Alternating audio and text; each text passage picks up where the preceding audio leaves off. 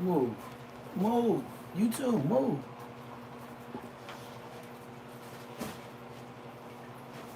Y'all gonna have to figure something out, man.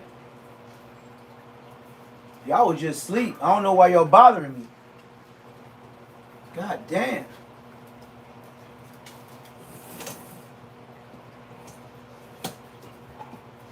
AYLESS Moments TV. Y'all already know. Man, I got the Rottweilers in here acting crazy. You know what I mean? I got my shoes that I designed. I got all type of shit I'm supposed to be doing, man. I be doing lives, you feel me? I just chalk it up to the game, man. So welcome back to another AYLESS Moments TV, right? Make sure you like, comment, subscribe. I'm back. Big stepping. AYLESS clothing. Let's get it on.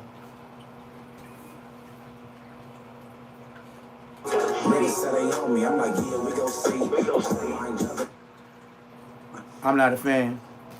LA County Jail. And at this time, I'm on a case with T-Mac from Avenue Pyro, Lil Pooh from the hood, and the homegirl from the hood, right? So Lil Pooh bail out, the homegirl bail out. Me and T-Mac, we couldn't bail out, you know what I'm saying? I was on papers at that time. I was on Grid probation, program. you know what I'm saying? On a grid program. Bail high as hell. I think the same with T-Mac and the homegirl that had the same charges that we had, you know what I'm saying? So her bail was hella low. And you know what I'm saying, the Lil Pooh was able to bail out. So it's me and my co-defendant T-Mac on the case. So boom. So at this time, I'm housed on the 600 floor, and my co-defendant is on the 800 floor. So he over there with Dumb Too Much, Baby Bisco, and B Thunder from my hood. Also in that dorm, it was G Active from Futian Brown in the dorm with them on the 800 floor. You know what I'm saying? So it's homies over there. You know what I'm saying? I can't remember who I was on the 600 floor in this dorm with at the time. But, yeah, so now when you on Wayside, you go to the yard. And I didn't know that until, like, I still might be wrong. So when you go to 600 yard, we exit and go out there from the dorm to the yard. And I think on the 800 floor, when they exit and leave and go to the door, go to the yard, they exit and our exit lead to the same yard. So I think 800 yard and 600 yard is the same yard. We just enter the yard in a different direction. I might be wrong. Y'all correct me, because I've never been to the 800 floor. I've only been to 5, 6, and 7. You know what I'm saying? So here we go. So one day, I'm in the dorm. You know what I'm saying? Evidently something going on, so they make us all get on our bunks. You know what I'm saying? No. Matter of fact, I don't think they did. But I could tell something was going on. So they start walking a gang of inmates through our floor. Like, you know what I'm saying? So I guess it done popped off on the yard. Ooh-wee. So I see my homies, my co-defendants, they walking them all past us. They from the 800 floor, but they walking them all past us, right? And that's why it must be the same, because how they on the yard and they coming through our edge, I was confused, whatever. So boom. So I see my co-defendant, I see the homies. So I'm like, oh, something happened on the yard. You know what I'm saying? I'm like, damn, it must have went up. You know, so I want to know what happened. You know what I'm saying? So in order for me to figure out what happened, I got to wait till I go to court and I see my co-defendant. You know what I'm saying? So court come. I got court. Boom. One of these days I got court. So when I go from Wayside, get on the bus, and I go down to the LA County Jail, I don't see my Cody. You know what I'm saying? Yeah, he went keep like, away. They must have put him on the first bus, or you know what I'm saying? I don't see him. So I got LAX court at the time. And so the bus come. I get on the bus. So when I get off the bus, And then, boom, I go in the court tank. You know what I'm saying? The tank where you go have to wait until they call you to go to court at LAX court. I walk in there. So, you know what I mean? The big homie Tricky in there. Big Tricky from Inglewood family. My co-defendant T-Mac from Avenue Pyro. Baby Dog from At This Park. Big Dog from At This Park. Some other miscellaneous people. Me. So as soon as I come in there, I see T-Mac. I'm like, oh yeah, what's happening, bro? What? Y'all got bracket on the whoopty whoops? I did neighborhood. So there was a dude standing up on a bench. He looking like, what? I look. I'm like, where you from? He said, I'm from Block Crip. I'm like, all right, for sure, yo, get in. I turn back to T-Mac, keep talking. I could feel somebody staring at me, burning the side of my face. I look. It's another dude, kind of sized up, dark skin. Where you from? Rolling Honey Crip. For sure, we gonna get in. So I keep talking to my co-defendant, what happened? So, however, there was a yard, and G Active, he had a disagreement with a keyway, with a Crip. Now, I believe he was from Vic. Now, G Active. G Active. When I met G Active, he must have just left Munchy B. Why? Because I was the blood rep when he got to prison. G Active, who he's speaking on. What's up, Belaski? G Active, who he's speaking on. I say about 2 days before G Active came from the county jail. What Munchie talking about? G Active. G Active came to Wasco when I was the blood rep on a B yard in Delano. 2 days before that, No Good, rest in peace, from Fruittown Brim, had came from the county. This how I remember. G Active is a big old light-skinned young nigga. He is not little, but he is active. I'm talking about he got his name, because that nigga don't give a fuck. This is how I know G Active don't give a fuck. G Active come in, this nigga No Good go crazy. Oh, what's up, blood? This nigga from the hood, blood. So when you get new intake, you hear when they open the door, because we bored as hell, nigga. We in jail.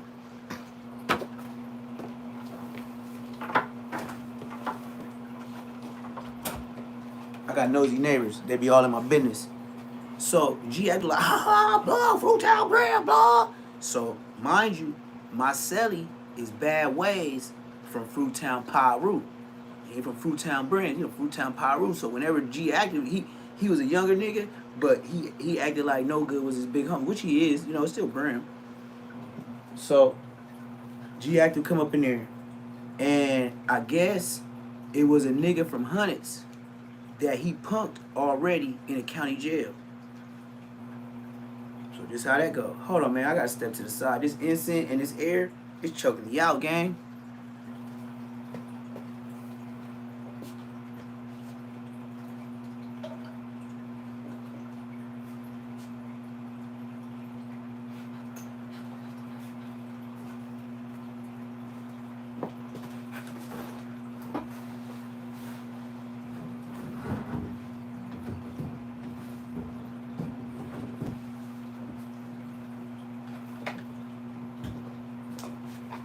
Yeah, so back to the story. G Active, he get in there, he drop his bag, he throw up his little signs. I was like, yep, Blood's active. And that's what Bad Way said, like, yeah, Blood active. He came in here like the homies that be active. He ain't scared to bang his gang. He was acting all timid, like he got shook off the bus, like niggas scared him and shit. So Blood come in. Maybe within 2 or 3 days, I guess him and No Good was running a play that me and the homies caught on to. He was running a play talking about he had got into it with a nigga from Hunnits in the county jail, not telling us that he already beat him up, and for him, not to tell his homies how G Active marked him out in the county jail, he was going to the store paying the nigga to not say he was a bitch. True story.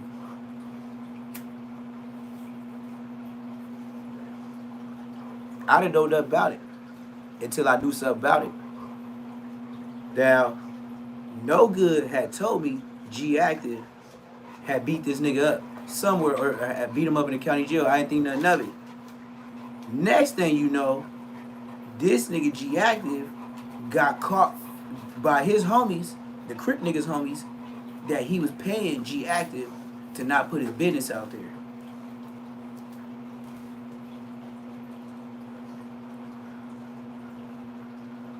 So with that being said, nigga, the Crips sent me a kite. They said, hey man, your homie, cause I was like 27. They said, hey, your homie, G Active, he over there marking out the homie, and we found out through a kite that was intercepted that he was talking about how he paid G Active and what he wanted from Stowe. So this is what we gonna do. It ain't no issue against you and the Bloods, but this Crip nigga gotta go. I was like, for sure that, you know that. So they was like, look, either he gonna get up out of here, or, you know what I mean, we gonna do something to him. I'm like, for sure that, you know that. So G Active, who he speak of, or however this story gonna go, that's who G Active was after he met Munchie. See what I'm talking about? That's how I know I was in the county jail when shit was going on, rocking and rolling. But anyways, let's let Munchie tell his story. Come on. G Active said what he said, and the Crip got off. The Crip is sized up as well as G Active, so I bet that was a good one. I don't know. I heard G Active, you got to tell me how that went. You know what I'm saying? So it cracked off. The Bloods and the Crips started fighting on the yard, so he filling me in. So now the sheriffs, they call us out, the court tank, because we in there for a little while. They call us out, they go check us, make sure we ain't got nothing, and put us back in the tank. And we gotta wait till we get called up for court. So here we go. So, you know, I come back in the tank. I come on my blue shirt, because you wear blue bottom, blue top, and you have a white shirt up under it. So I come out my blue shirt, I throw it on the bench, like, you know what I'm saying, I'm ready to squabble. So one of the dudes, he bounced out there like, I got him. Y'all don't get out the way, somebody getting beat up. And he pull out his shirt, and I'm like, damn, because he didn't look the size with that shirt on. He peeled out, he was kind of like, he was on squeeze. I'm like, oh shit, okay, right? He was on squeeze? I don't know that one. I'm like, okay, so we get out there. So I double dutch with him, like, you know what I'm saying, like you about to jump in the jump rope. I'm like, because I'm saying, I ain't just about to run up in there on this big ass pole. So boom, boom, boom, boom, boom, we get the locking. So he hit me with power hits. He pushing me back every hit. Boom, boom, boom. So my big homie Tricky, he's a big homie, but he's not one of these old dudes that uses age as an excuse. I'm OG. He YG active, even though he ain't a YG no more. You know what I'm saying? He the big homie. He pushed me out the way. So he get the... Yeah, because he know he gonna wobble you down. You wasn't doing nothing. Boom. So he's a real big homie. Just like I said, this nigga ain't fighting right. Block, get out the way. Little ass boy. Big dog from Anthony's Park, he had a big old bag of paperwork because Baby Dog and Big Dog was fighting. They was co-defendants. They was fighting like a serious case. So, boom, he knocked over his paperwork in the midst of them squabbling. Boom, boom. So, and then the fade is over with. At this time, I'm standing out the way. I'm standing up on the bench. Don't even try to come over here. Big Dog say, go. Get out of here. To the dude from Block. The dude from Block. God damn. And we was squabbling. Like, basically telling him I didn't do this. When Big Dog took off, Baby Dog followed suit. And boom, fought on another one. When he did that, my co-defendant, go home. got the getting bracket 2, I'm in there. Now, one name was 7 Ball and one name was, I believe, Brains. 7 Ball for sure. I might got the second name wrong. And I can't tell you which one was which, but in the court tank, it's like this little gate. And then the gate divided the phone. And one of them, like, tried to, like, kind of get little, but stay in the mix with get little. You know what I'm saying? Was in there maxing them out. I'm hopping off the bench, landing, you know what I'm saying? So,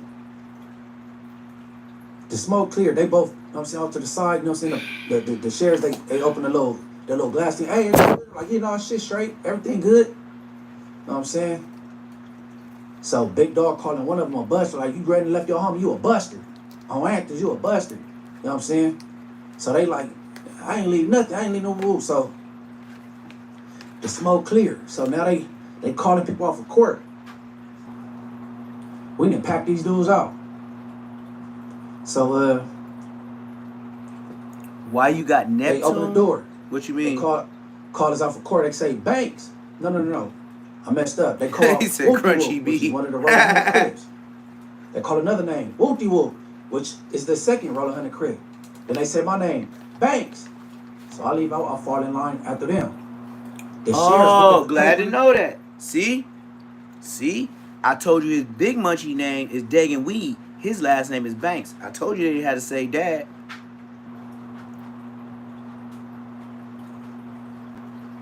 Why you got Neptune? Hot?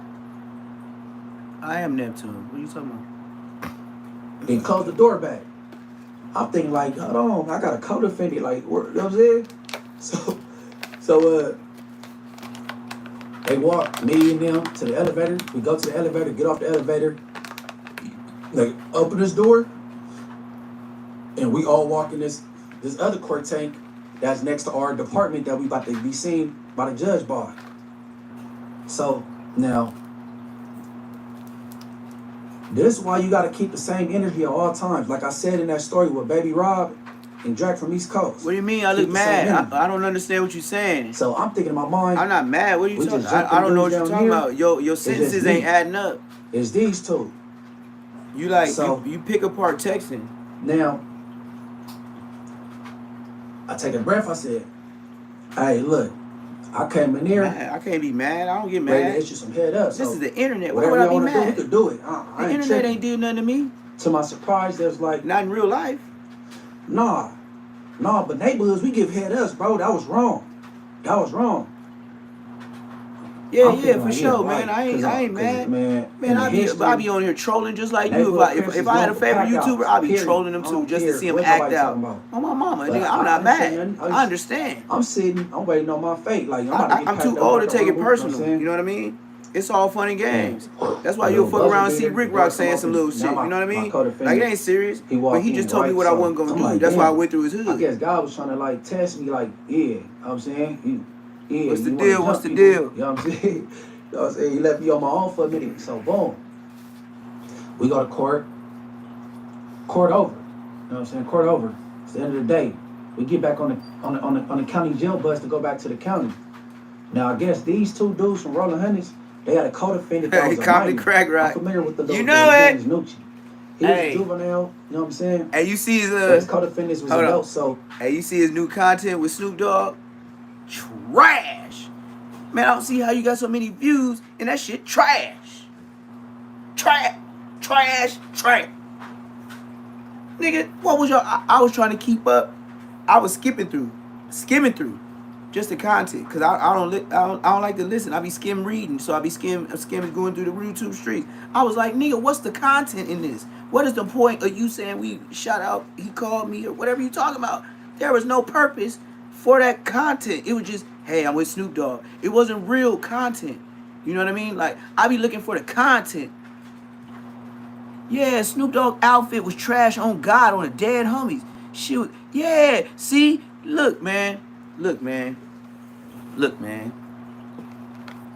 I'm only doing this YouTube shit just to show y'all this shit ain't shit. Look, these niggas do content and it ain't really content. What is your message when you do this content? You doing all this clickbait for views. Yeah, we was with Snoop Dogg. Yeah, I was with AD. That's smooth. That's smooth. What did y'all accomplish for the black community? What is the purpose saying, yeah, I'm Snoop Dogg. Yeah, I'm AD.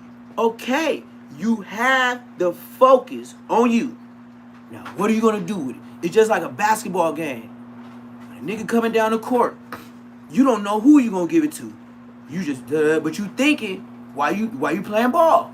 So then, the nigga with the ball is the one that put all you niggas on. So I would say, out of all that, Snoop Dogg is the biggest. So he the one dribbling down the court with the ball. And you know how a tall nigga is with the ball? He ain't supposed to be bringing down the ball with the rest of the. So he dish it off. Bam. Say he give it to Rick Rock.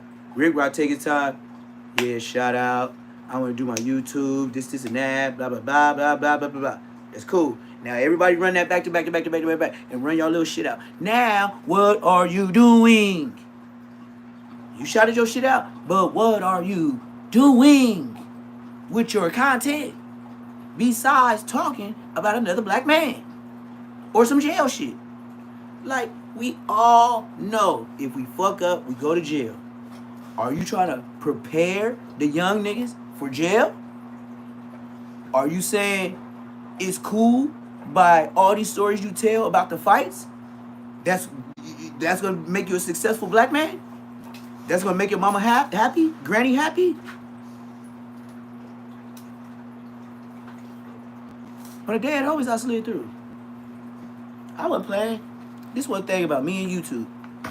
Look, man, you can say whatever you want, but just don't tell me what I'm not gonna do.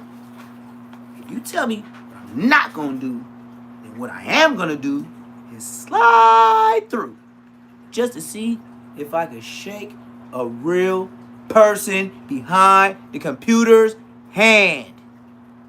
You dig? But no.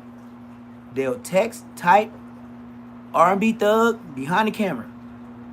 That's why I slid through his hood. Damn, my Rottweiler really made me drop this phone, gang. I got big ass crack. And it's a brand new phone. But I got the screen, I got the case and everything, but still, this little nigga, every time I go live, this nigga's going in the cage just because I see this crack. And like I always say, when I get a new phone and it get cracked, that phone lasts me for, like, it be the last crack I get for a long time. So now I know for life, even when he get bigger, I'm gonna go live and he's going to the cell. He's going, my dog is going to jail. It's fact. So ain't no get back. But yeah, that nigga fucked my shit up. But back to Munchie. Back to Munchie though. He couldn't be with us, so when the little juvenile get on the bus, they put him in the front of the county jail bus, but lock him in this little cage by himself, isolated, because he's a juvenile. You know what I'm saying? So the little juvenile was yelling to the back of the bus to his co-defendants. He said crunchy. Then he say, hey, is it crunchy or smooth? Look at his voice. I'm like, man, what? Because I know the little dude. He said, man, what? He say, F whoop-de-whoop, and this my hood. Bro, we looked at these two dudes from Block. They was looking like, man, I wish you would shut up, right? Because he don't know what they just went through in the court tank. We just packed them out, you know what I'm saying? But, man, me personally, I'm not with the pack outs. But, I mean, if it's already, it's in motion, shit, this what we doing? It's bracking, you know what I'm saying?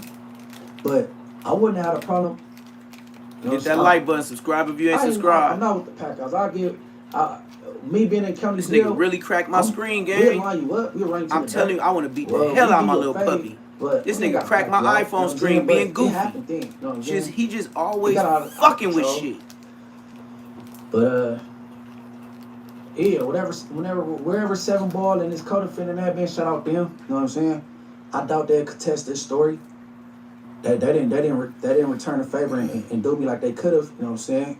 But like I said, you gotta keep the same energy at all times. And shout out to my big homie Tricky too, cause he could have been done with court. He used to always put his court dates off so he can keep coming back to court with us and see us, you know what I'm saying? Because he could have been done with court and went to the pen or wherever he had to go handle his business at, but shout out Big Trick, shout out Big Dog, Baby Dog, you know what I'm saying? From Mantis Park. And yeah, man, keep the same energy, bro. And that's the story, man. Everybody, the kids out there, don't subscribe to the streets. Don't subscribe to the streets. Stay away from gangs. Don't go to jail because you'll lose your broad like I did in one of these stories. I had to come home and get her back. And yeah, everybody like, subscribe, even become a member. I got some stuff coming, man. The members getting deep. Become a member. And with that being said, stay dangerous. Whoa. Connected to the same. Niggas said they own me. I'm like. The Venezuelan gang members in Chicago, to the point where somebody got shot yesterday outside of a school. And it's crazy because it's like a beef with the Venezuelan gang members and other Hispanic gang members, the Latin Kings and other gangs. And you know, the beef had got to the point where somebody got shot in front of a big group. Hey,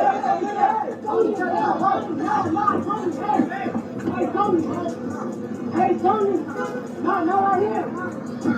Hey, Tony! Damn!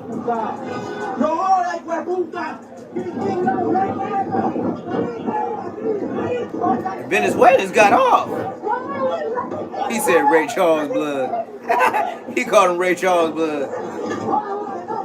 Dead on me. The shorties are pulling guns out in front of groups of hundreds of people. He trying to break out of jail right now. What's happening?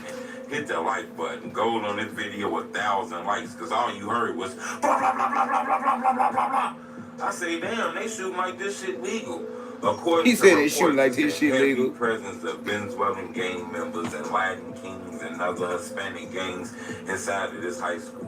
Even black gangs and shit, you know. So don't get it twisted. There's black gangs in there, but this commotion was on the other side. They say that, you know, something happened where, you know, the commotion that went on in the school, the gang banging that went on kind of erupted outside. And you see a group of shorties running up to a car. Next thing you know, you hear all this shooting. Blah, blah, blah, blah, blah, blah, blah, blah.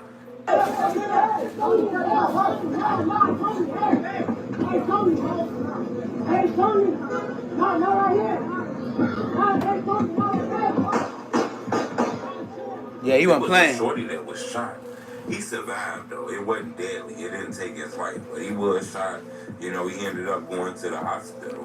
You know, these shootings is getting very, very serious at this high school. In the last 2 years, it had been over 15 to 20 shootings. You know, it's to the point now. You at the high school, 15 to 20 shootings. He might not come back.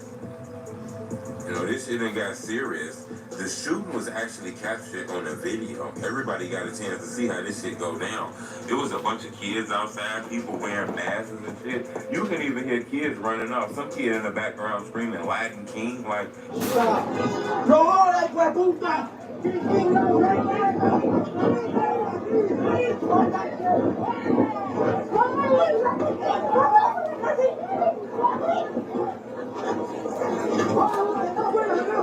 A lot of people happy. Somebody even said, "Don't do it right here. Don't do it right here." Hey, Tony! No, right here! Hey, Tony! So you can clearly hear that. Yeah, he knew he had that blicky on him. They know that he was a hot head because they told him don't do it right now, but he did it anyway. You know, out of high school, man, these niggas too gangster. You know, the drill coaches. You know, you get more time for doing the shit at 100 feet distance of the school. Your charges is damn near like federal. Even when you do that at a post office, you shoot somebody at a post office, you going to the feds. This got crazy. Think about it. You know, you're a little older. When you was a kid, y'all got into it with somebody. Y'all might have fought in the lunchroom. Y'all used to smoke cigarettes outside the school, walking out stuff. I'm going to keep y'all updated on this, man, but it was a student shot outside of a high school. Latin King gang members and Venezuelan migrants from a whole nother country that came out here. Hell yeah, gang banging. Adapted to their ways, you know. Like that's why Trump tripping. When you let 10 migrants in the city, you let 100 migrants, you let 1,000 migrants. Once it started getting to 20,000, 40,000.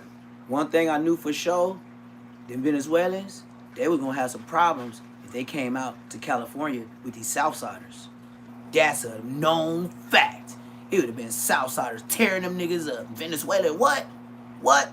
It would have been problems. I think that when they dumped off all these Venezuelans and these Haitians in these different areas, they knew it wasn't a Southside present. So how is it like that y'all drop them off in areas that don't have Mexican or Hispanic gangs that can contest them, but you drop them off in Chicago and shit like that, where the Latin Kings and stuff, they ain't tripping off the black folks. They don't have no beef. They don't have no smoke with no black folks. California is the only place where we got smoke with Mexicans for no reason. But I know the reason. They be starting the shit. We did not grow up having smoke with no 13s. Nigga, we used to walk to school together. What are you talking about? But then, like I said, I'll never forget it. 8th grade, they changed and said, my brother can't hang out with you no more. It was between 8th grade to 9th grade summer. I'll never forget. So, it is what it is. 50,000, 100,000 migrants just letting the city. You know, that's a lot of them. They control neighborhoods. That's 10, 12, 13 families on the block, you know. They can start grabbing hold to these blocks and shit, you know. But I'm going to keep y'all updated on this. And his name Tony. See? Whoever had the blicky, his name was Tony. You just told him.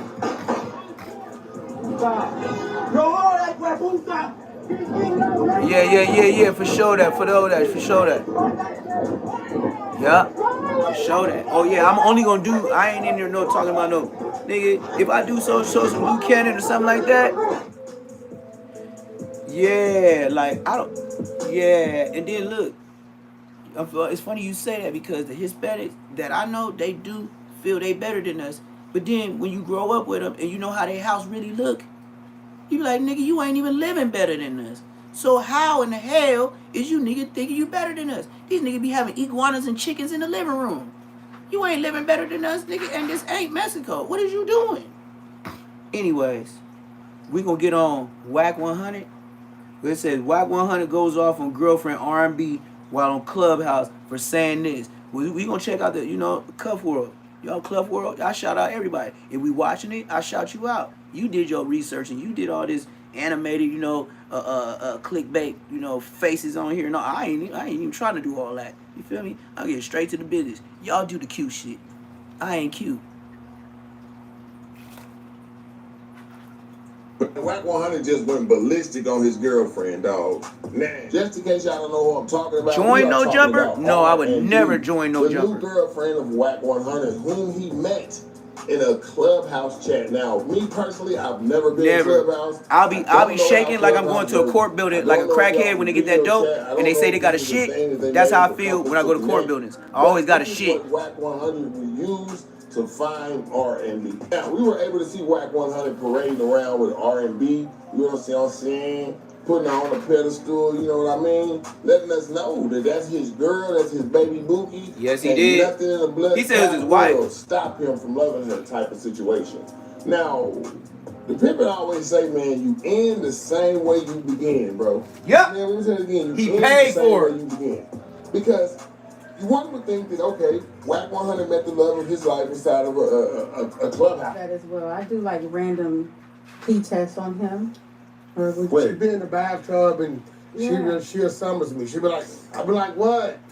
She'll be like, come. But I get in there and she like, have you been drinking a lot of water lately? I'm like, yeah. She'll be like, okay, let me see. I thought you were going to say urine quality. That's cute. That's amazing. She's totally black whitewashed. She was. Yeah. I was nursing her back to health. She wanted to show me that he would always have my back if something happened. So Take care of you. Yeah, he would always be a trick, really sick and bad. just like the rich rappers. I wasn't that sick though. He just wanted to wipe your ass. Weak. I was a little weak. She was kind of close. One would think that these two would stop using Clubhouse, but they have not. In fact, Clubhouse is about to be the main reason why they do not make it in this relationship. Now, Whack 100 went completely ballistic. When I say ballistic, Hey, y'all let me know what y'all want me to pull up next, man. I'll get on all these niggas. I ain't trying to be friends. When I get on here, I'ma tell the real. To a degree. I say And if certain kids at an age bracket can deal with a little bit of cussing and stuff that I do, because I am going to get better the more and more I do this. Just tell them, you know, tell me to pull something up. And I want to see it for the first time. Because if it's cool, it's cool. If it ain't, I'm a roast you. Girl R&B. And by the way, this is audio. So if you need unicorns or fairy tale, but like stuff like that on the screen, this might not be for you. This is pure content. Whack 100 goes the F off on R&B. All right. Yeah, Tory Lanez, he did not shoot that pistol. That bodyguard Ben gave a statement and they didn't use it in court. That's foul. And man, I could think about the list of my exes and I wouldn't give a stating. I wouldn't feel no type of way. Like I wouldn't. I swear to God, ain't no ex. I'm just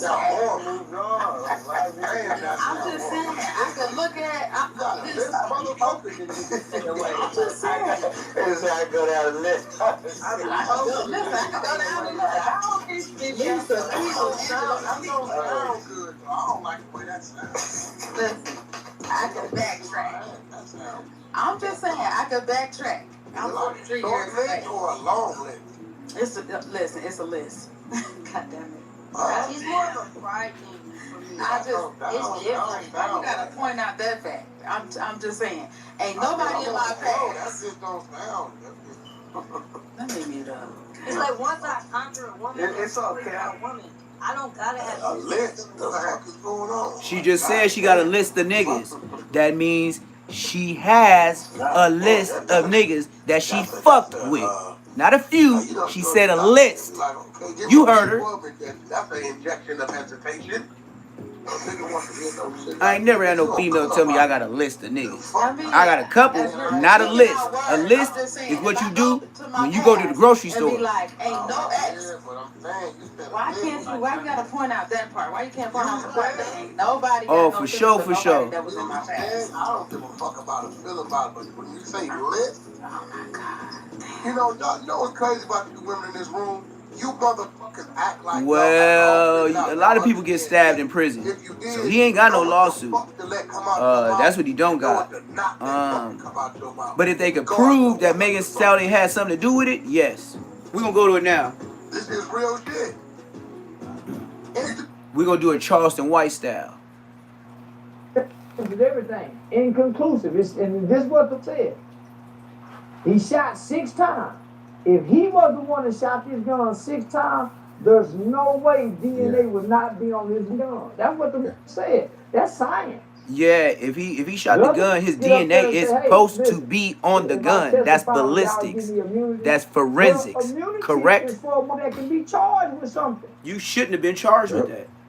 But when you don't know law, and you just looking at it from what most are looking at it, you think Tory Lanez shot this, Megan. Nah, homie, it's a reason why she asked for immunity. And it's a reason why his DNA ain't on the gun.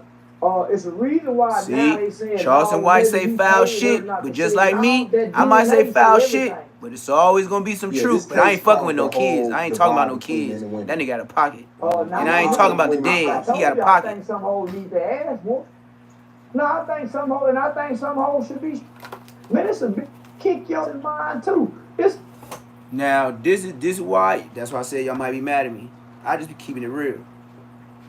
Some females be asking for that ass whooping. Begging. Pleading. For you to whoop their ass. Because you got some black females that want to see if you really like that. Like I have a sister that tested the shit out of her husband several times. And they was fighting. The first time, I known him since I grew up. I said, hey, man, y'all really be fighting? He said, man, your sister cracked me over the head. Woo, woo, woo. I was like, in my head, I was like, yeah, she did. That's how she do. She get cracking on you like, nigga, boom, with a big old bottle and crash it over your head. It ain't gonna be no little squabble. I know my sister fight like a grown man. But some girls be liking that. Because why? Some of them feel like they like fucking Leos. They think they baby lions. And they want somebody worse than them. So like I said, some of them be asking to get their ass whooped. And I got 3 sisters, and only one of them like to get their ass whooped. Whoop me.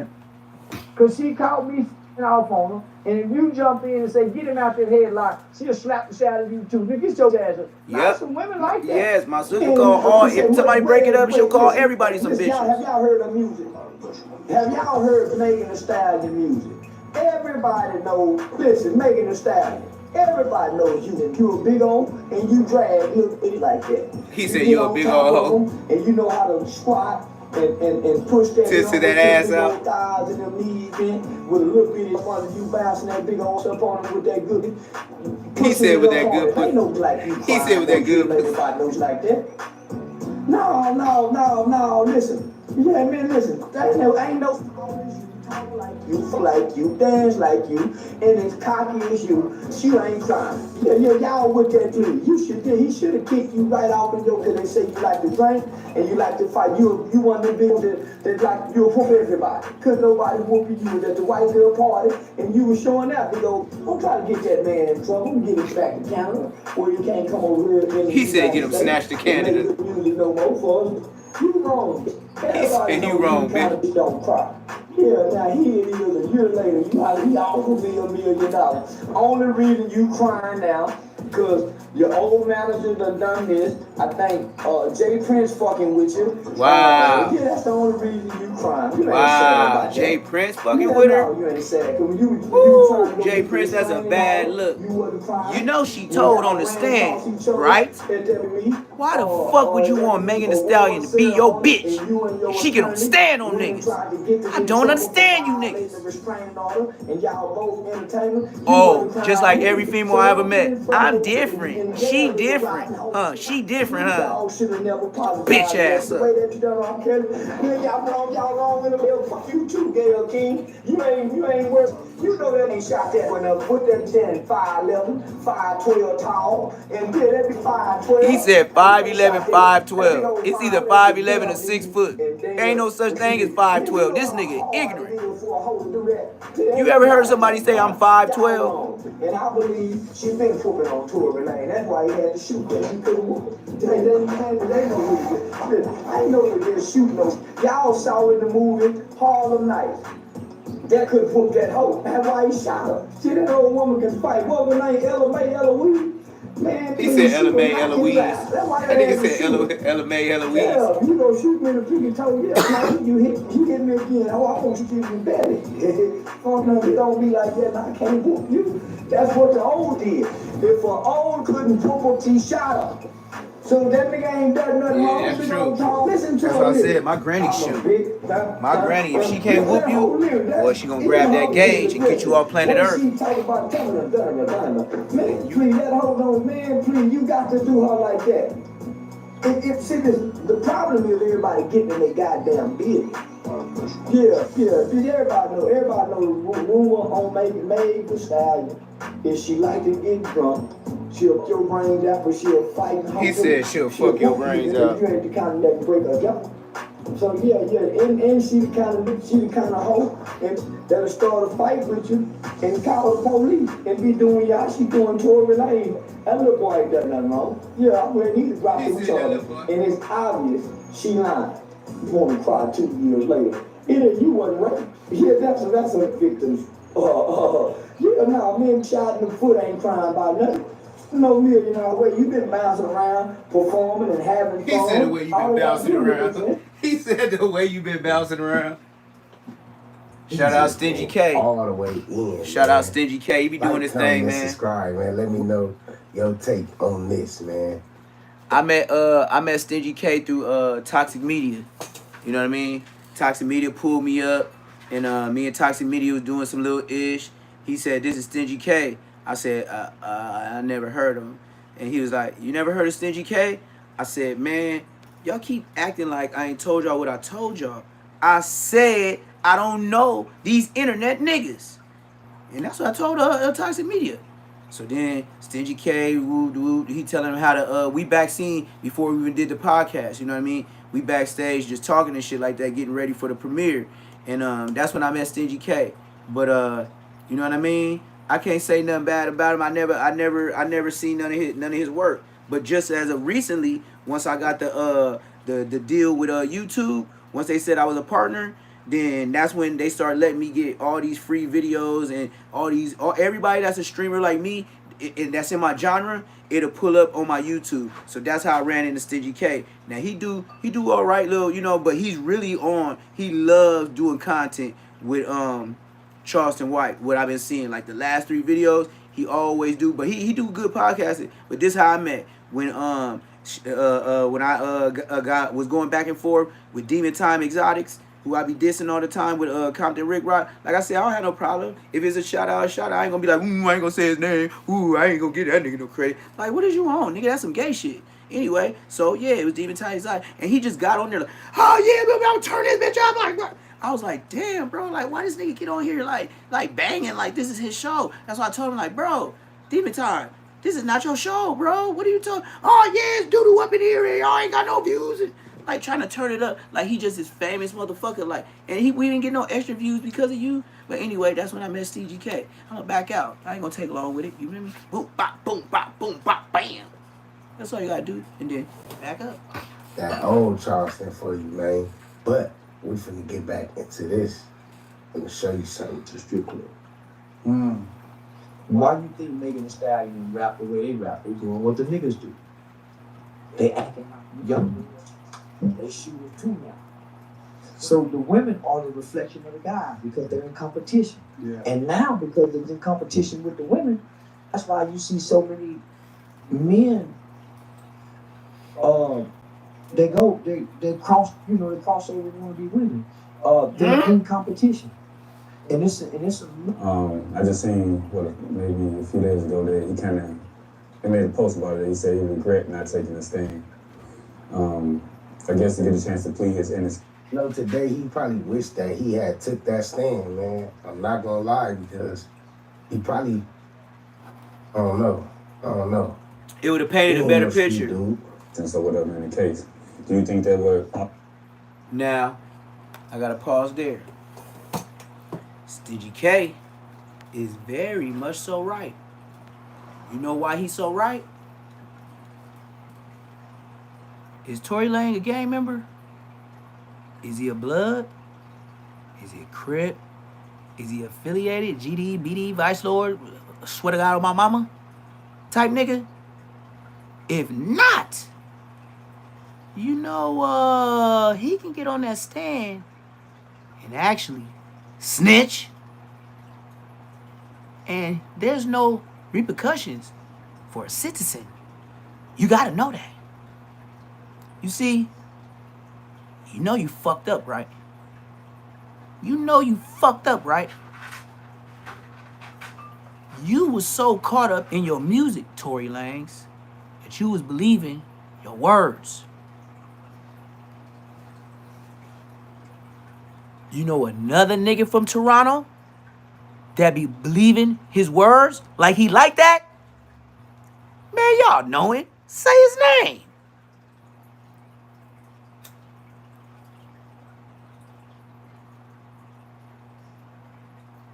Y'all know the man name. Yes, sir, Ski.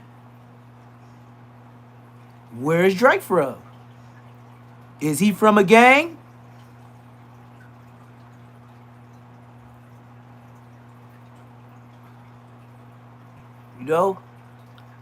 If you shoot the club up, them niggas could tell. But all you niggas and all you niggas can't tell.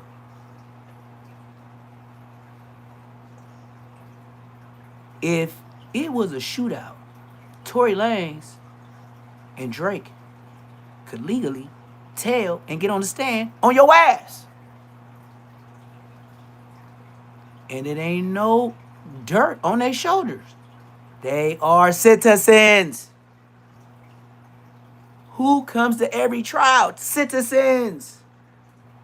Who is the jurors? Citizens. Do you know these bogus ass niggas just sent me a jury duty ticket? I ain't even answer that bitch. And they sent me another one talking about you're in contempt, and if you don't answer us, you owe $1,500. I'm like, nigga, y'all had to be sending the wrong nigga for jury duty. Nigga, I went to trial 3 times. You want me to be a juror? Innocent. I don't care what he did. I'm signing right now. I don't need to be here.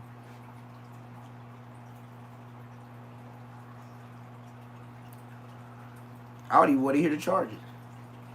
Because I know, even if he did some foul ball, y'all with the fuckery. So, innocent. Because, y'all niggas be lying on people. I was there 3 times. Lying y'all white Asian ass off. Anybody that ever go to court. Yeah. Anybody that ever go to court. Do you know you go to court, you might have a Hispanic in preliminary or some kind of fat ass old white man that look like he get drunk all day and he comes to work to do this bullshit lawyer job called a public pretender. Oh yeah, you know him well. You know the fat guy that comes in there with the suit with some toe up ass. He wear them shoes every day, ass shoes. Stomach sticking all out. And then when he see you, he slick his hair back. As soon as I see you walking my way, your name, Mr. Floyd? Yep. I'm attorney Richard Lawson, and this is look. This ain't gonna work. Excuse me? This ain't gonna work. I said it just like this through the window. This ain't gonna work. What you mean? Conflict of interest. Why? You look like somebody I robbed before. That's good enough. That nigga pick his thing up and leave. And when you go tell the judge that, yes, it'll work. Oh yes, you look like a victim I robbed before. Yes, it has worked. But you will be coming back to court another day. But that's when you fighting cases. I don't give a fuck. I already know I'm finna be in for a while. What you mean? A week or 2? What the fuck is a week or 2? Nigga, I'm facing some years. Fuck you talking about? Nigga, I don't give a fuck about no week or 2. Nigga, I don't want this nigga. So, it works. But back to what I was saying. Tory Lanez, he screwed himself. Fucked himself. Decent. No Vaseline. Nigga, Ice Cube style. That nigga, you are not a gangster. So stop believing your lies. Look, Tory Lanez, if you're not a gang member, you know you should have got on that stand and told your side of the story, bruh. My nigga, your lyrics is not the life you live. You got to know the difference. Just like these young kids, listen to Bloodhound Lil Jeff Q50. Look, I ain't gonna lie, I listen to it too. I be like this. And then you might get you in a mode, you start twisting up some fingers. And then you be like, self, what is you doing? You don't even know, like you just be in the mode, bop, bop, bop, bop, bop. That shit ain't cool. Somebody might be looking. And you might have Bligadelsky, but Bligadelsky ain't gonna save you when they already sending them your way. Ask Tupac. Ask Suge. You don't think them niggas had blowers? You crazy to the motherfucker. Did the police fire them? No, sirski. I would take a sip to that. And still to this day, Suge ain't said shit. That's what I said. Just like the county jail. Boop, boop, boop, boop, boop. Next man. Man, we already had a round. Nigga, I gotta fight 8 of you niggas. Next man. I don't give a fuck if you mad. Nigga, I'm fighting all the neighborhoods. Nigga, I came in the tank. Clink, clink. Y'all said I wasn't gonna come in the tank. I clink, clink, clink, clink, clink, clink, clink. And I come through. And I tell a nigga just like this. Y'all see where I'm from. So when I put my shit up, you already know how I'm bumming. I got this, the red fist, and then I got this, the Maserati. Because they coming fast. And I'm not playing. But I will tell you this. Oh, this is a neighborhood tank? Well, I got to go to court. So look, check this out. I'm going to come through these clink, clink, clink, clink, clink. But give me my head ups. Other than that, I'm telling you this. If y'all beat me, if y'all whoop me, shout out Compton Rock. Shout out Compton Rick Rock. He here again. Check him out. If I go in there and y'all whoop me, smooth. I'm almost depending on you to jump me. Because when I go back to whatever dorm I go to, and you best know, the other Bloods, if they ain't said nothing, the little scary ones that never said nothing, like Munchie B, but they'll send a message, yes, they're gonna know. Oh yeah, they jumped the nigga from Inglewood, woo, woo, woo, woo. You know what I'm saying? That nigga Neptune or something like that. You know, the blood nigga with the long dreads and this. Yeah, they whooped that boy out. They stopped him. And you know what that's gonna happen? You know how many kites are finna go around the county jail? Because they know I'm like that. So they gonna be like, what, the homie Neptune? Oh, what? It don't matter what the internet say. It don't matter what the internet say. I am the B team, nigga. I got it on my face, nigga. I ain't gotta tell you that, nigga. But that's what I used to do. Now, I ain't going getting cracking like eggs or no hoods, no Sirski in years. Why? Because I don't want to go to jail. And I'm not trying to save no niggas that ain't trying to save themselves. I am not no savior of no hood. And I am from the hood. I did my time, and I did my time. And every time I did my time from the halls, when I did that 13 months, the stretch, and the big homies told me, Blood, Neptune, you like the young homie that did the longest time. Like, Blood, it was like you was gone for a long time. Grabbing all on my head like a new dog. Oh, we glad to see everybody hugging all on him. I'm like, damn, nigga, back up, nigga. Y'all niggas acting gay. Oh, they right here. I had to put Champ up. Champ cracked my motherfucking iPhone. Brand new iPhone. This nigga cracked my screen. But I'm gonna get it out his ass when he gets some puppies, so I ain't even tripping. That's why, you know what I mean? You gotta have a backup on a backup on a backup. Because, yeah, nigga, you breaking my shit now, fucking up my house, chewing up my shoes, this nigga chewed on the side of the couch. Nigga, I don't want to show y'all the horrors of having a puppy. That's the only thing I hate about dogs. Puppies. That when I go to my house in Atlanta, they is staying in the garage. It's already decided. On my daddy rest in peace, I'm giving them my double car garage. It's already decided. And they gonna be in there with a tricolor bully. A boy. And when Ebony gets pregnant, like, and he gotta go.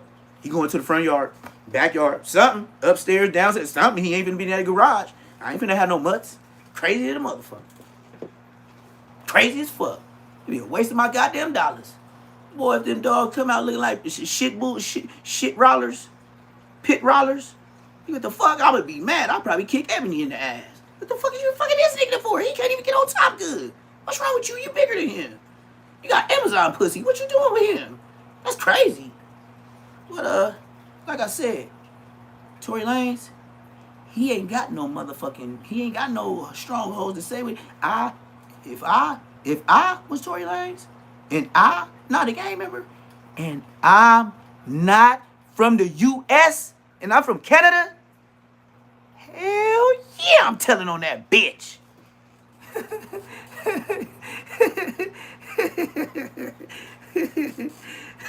I'm telling on that hoe. On my mama. Nigga, if I'm not a gang member, I'm Tory Lanez. And then if I lose this trial, I gotta leave the U.S.? Is you crazy? I'm telling. What? Prove what to who? I'm not from a goddamn gang. And I ain't finna get DP for this shit. Who's gonna DP me? I'm a citizen. They all tell. That's who comes to court on everybody. Citizens. Your girlfriend.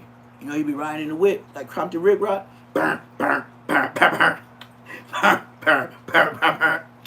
Burn, burn, burn, burn, burn. Hit the switch. Burn, burn, burn, burn. Yeah, that bitch, she's a citizen. She can tell. Seeing everything. You showing her your life. When the police come, she's a citizen. That's why bitches always tell on a nigga. You know, the simple fact of, you know, when they did that to PNB Rock, when they did that to him, you know, his girl, the car they used, was a Citizen. And that Citizen told everything she knew and saw.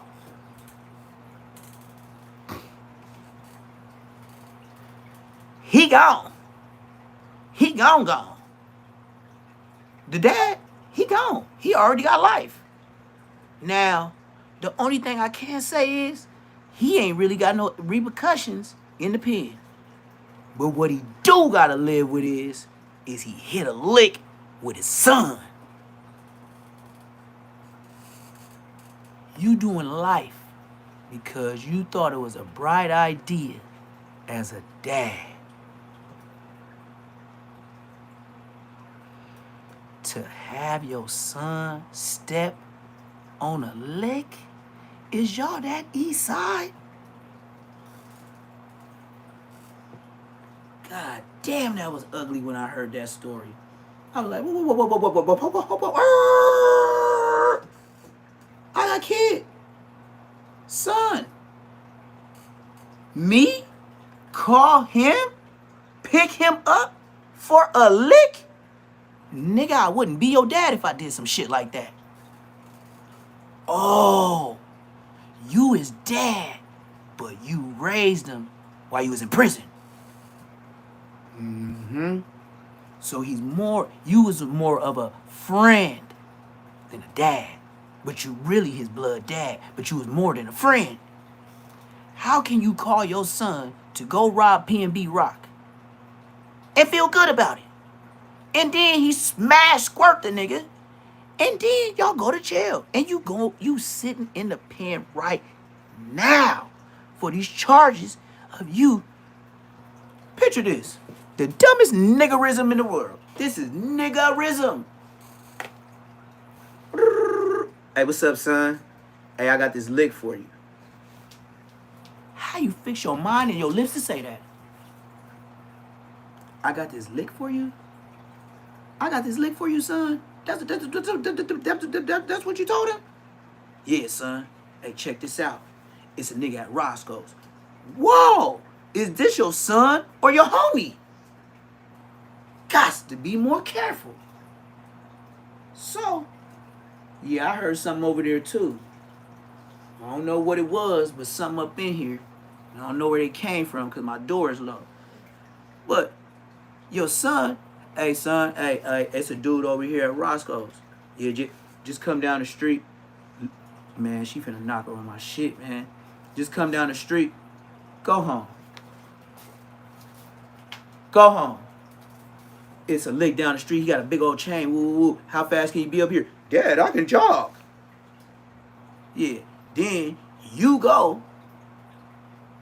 And I hope you told this nigga not to pop you. But you didn't. Because he did it. And if you did, and you his dad, he don't listen to you. Capiche? Imagine calling your son, and then he goes up in the store.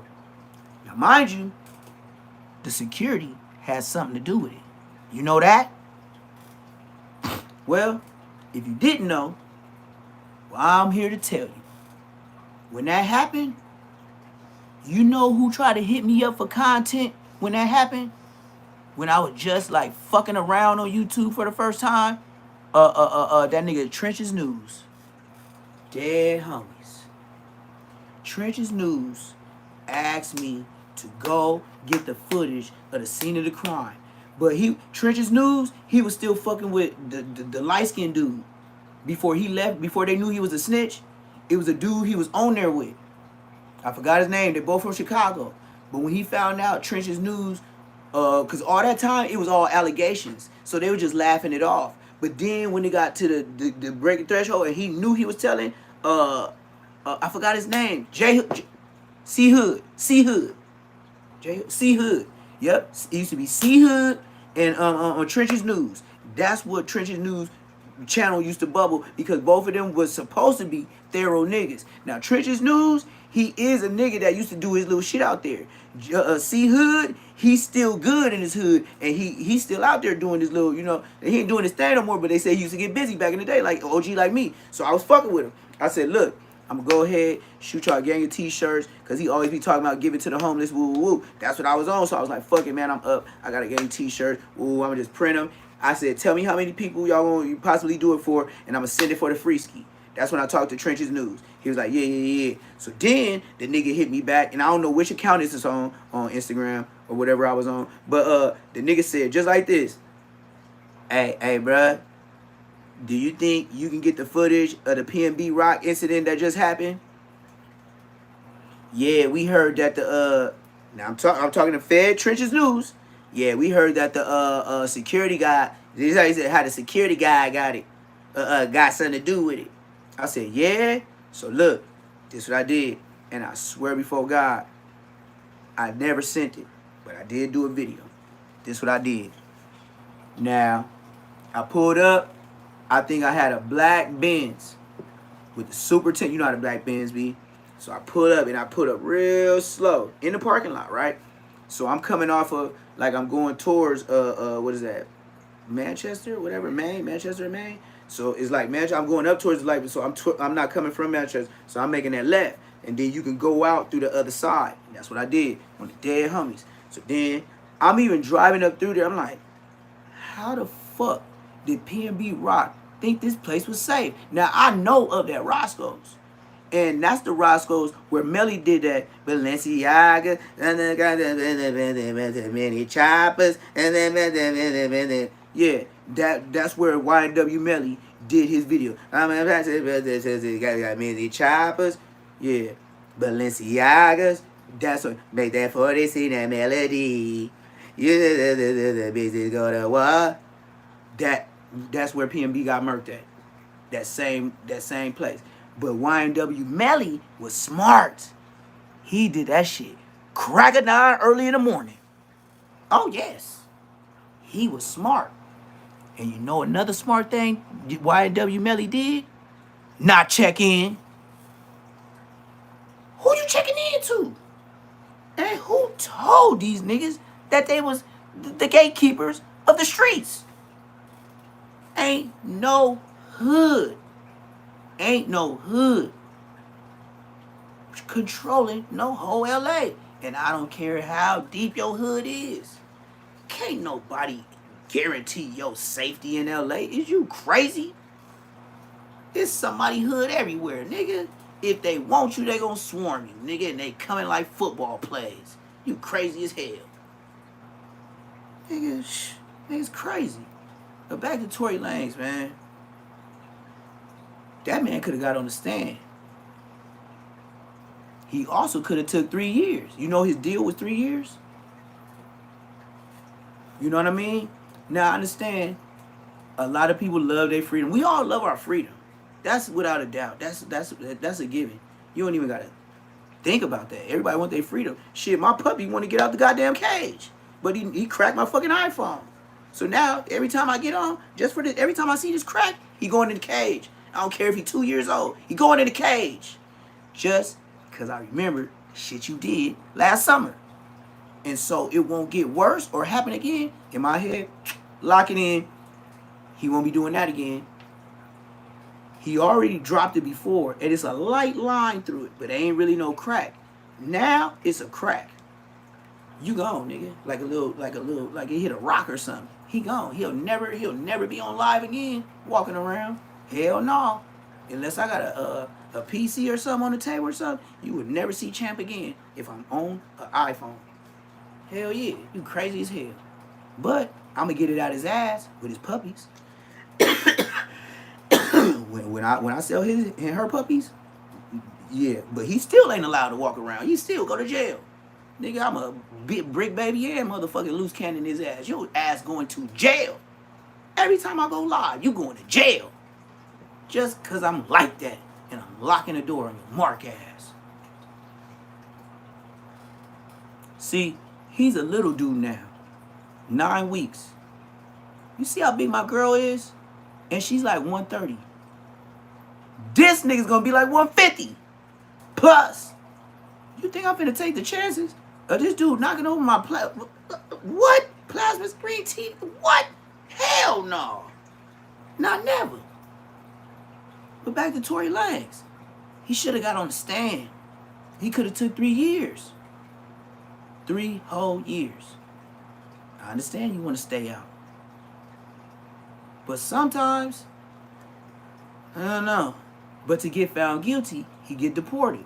You know what I mean? So it was like all or nothing for Tory Lanez. Because now that I think about it, he couldn't have took no deal. He gets deported. You get deported, you can't do songs in the U.S. That's where all his money was. These girls out here, singer/rapper, a.k.a. Chris Brown type nigga, popping ass nigga. So no matter what Tory Lanez did, if he took the deal, he would be deported and he wouldn't be able to do music, live shows in the U.S. So now that I think about it, he was fucked both ways. He couldn't do it. So he had to go to trial. And they did him bad. But if he gets a reversal, then, you know what I mean? That's a whole nother. But look, even on your reversal, you still took 14. And 14 is a whole lot of Pokemon. Just imagine if it was the streets, he got hit with a switch in prison. Think about it. 14, he got hit with a switch in prison. Nigga. Thanks be to God. When I went to war, I did what the homie said. He said, put your paperwork, all your court paperwork, like all the niggas that snitched on you and shit like that, and tape it up. And tape it up all in your vital areas, right? Then you put on your jean jacket. Once you put on your jean jacket, that's like a double, you know what I mean? Like it'll help shit from going straight to your skin. Then, once you got the paperwork around you and the jean jacket, now put your blue jacket on. Or whatever green jacket, like whatever prison. Because some have orange with the fur, some have green with the fur, or some make the blue. CDCs, they all CDC jackets. But different prisons, different jackets. But they all CDC. And that's how you go to yard when you go into war. And that's a fact. No Figaro, Inglewood. I've been there and done that.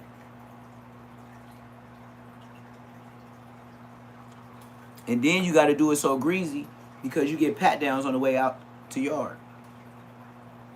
But it's so many weird niggas in prison for you to be a sweater, a jacket. Some niggas is crazy like that. Like some niggas wear that shit every day. So the police don't know the difference because of different time zones up in there. Some of the niggas been up in there like 30 years. Them niggas got their paperwork, a sweatshirt, a jacket, a motherfucking jacket, a poncho. You know, just all type of throw-off shit. You know what I mean? And the police were like, come on, Mr. James. Are we going to have to do this every day? Like, why do you have to wear all these goddamn clothes? And you don't even know why. Because you so busy doing all this, then you got the burner up in this. And we just be laughing like, yeah, we know Blood be dressing like that. Y'all don't know. He got the slaps on him. Like, nigga, he got a bone crusher. That's what we used to call it, bone crusher. Man, shit, that's them niggas be on that time. They be on demon time. Blacks and Hispanics. That's why you don't want to go. I do not promote the level 4. That's why I went on Who's Who's. And I told them, bro, y'all got 15 seconds of fame. Because y'all not going to be together for a long time. Nobody remains cellies for a long time. That's number 1. Number 2 is, you know the police prisons, all these prisons, they do shakedowns for phones on a regular. Correct?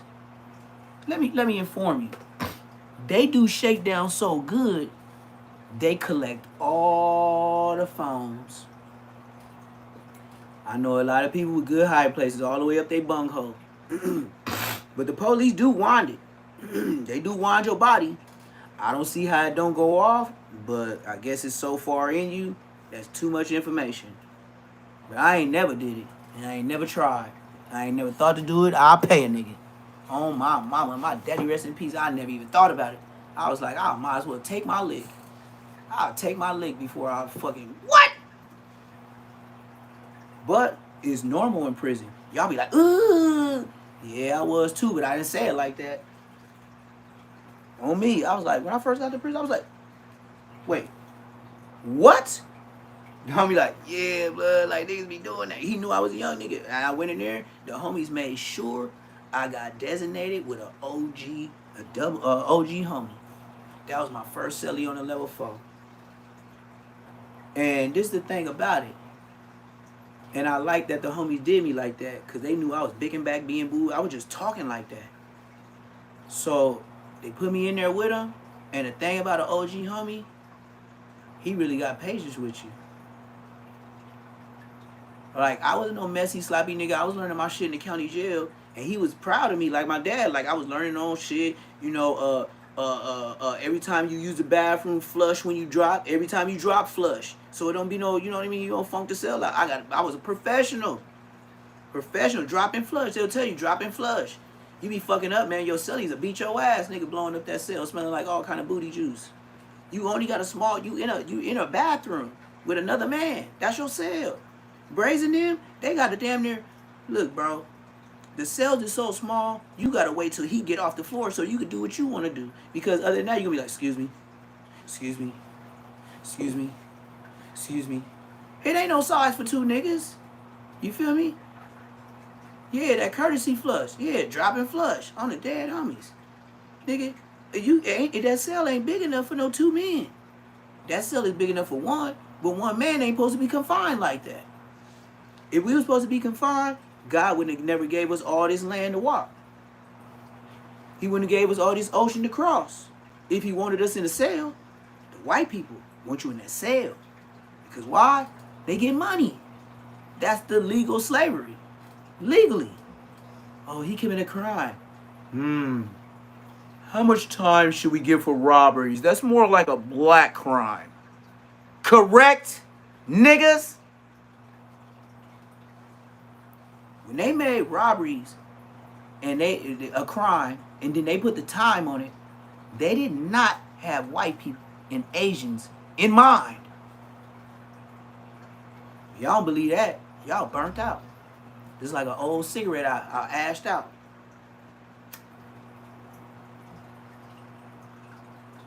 But how does sex crimes or kids be less tied than a nigga robbed a bank?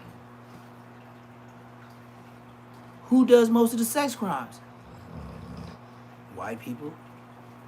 You know, the governor, the mayor, politicians, nephew, son, who they will never have a connection to because he did what he did, but they will never make hell of a time for the shit he does. You know what this dude just did to a kid? 2 years? 2 years? Is you crazy?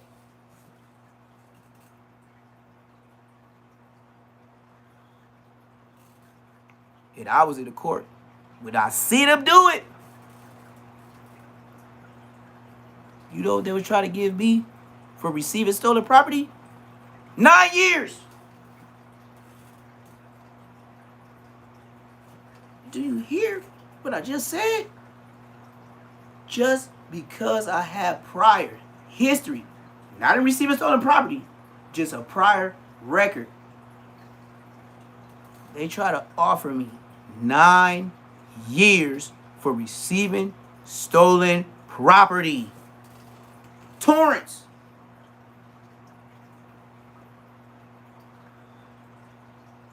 Dig up live? Look me up. The nigga that was in there for the petty, the chobo, that nigga got 2 years. Do you know when I said no to that motherfucking 9 years, and I got on that phone and talked to my girl, my bitch, while she was driving home with her mama, like crying and shit, like, she said, and her mama said it too, they had the nerve to give a nigga 2 years for some kid shit. He took it.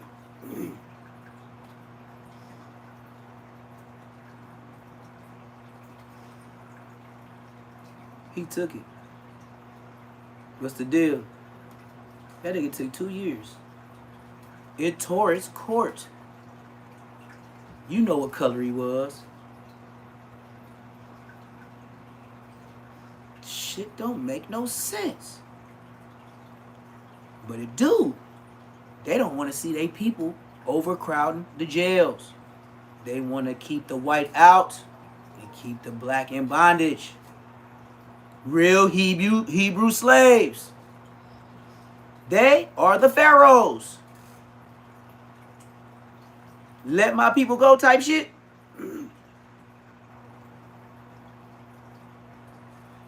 Y'all believe it?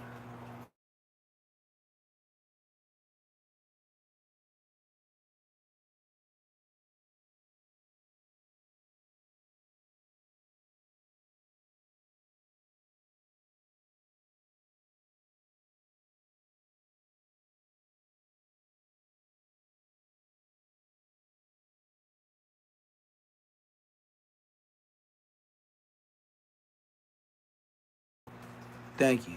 God bless America. So with that being said, this nigga gets 2 years for being a chomo. So we ride back. She said, yeah, they trying to give you 9 years, T-Woo, this, and that. I'm like, yeah, that's fucked up though. I end up losing in trial.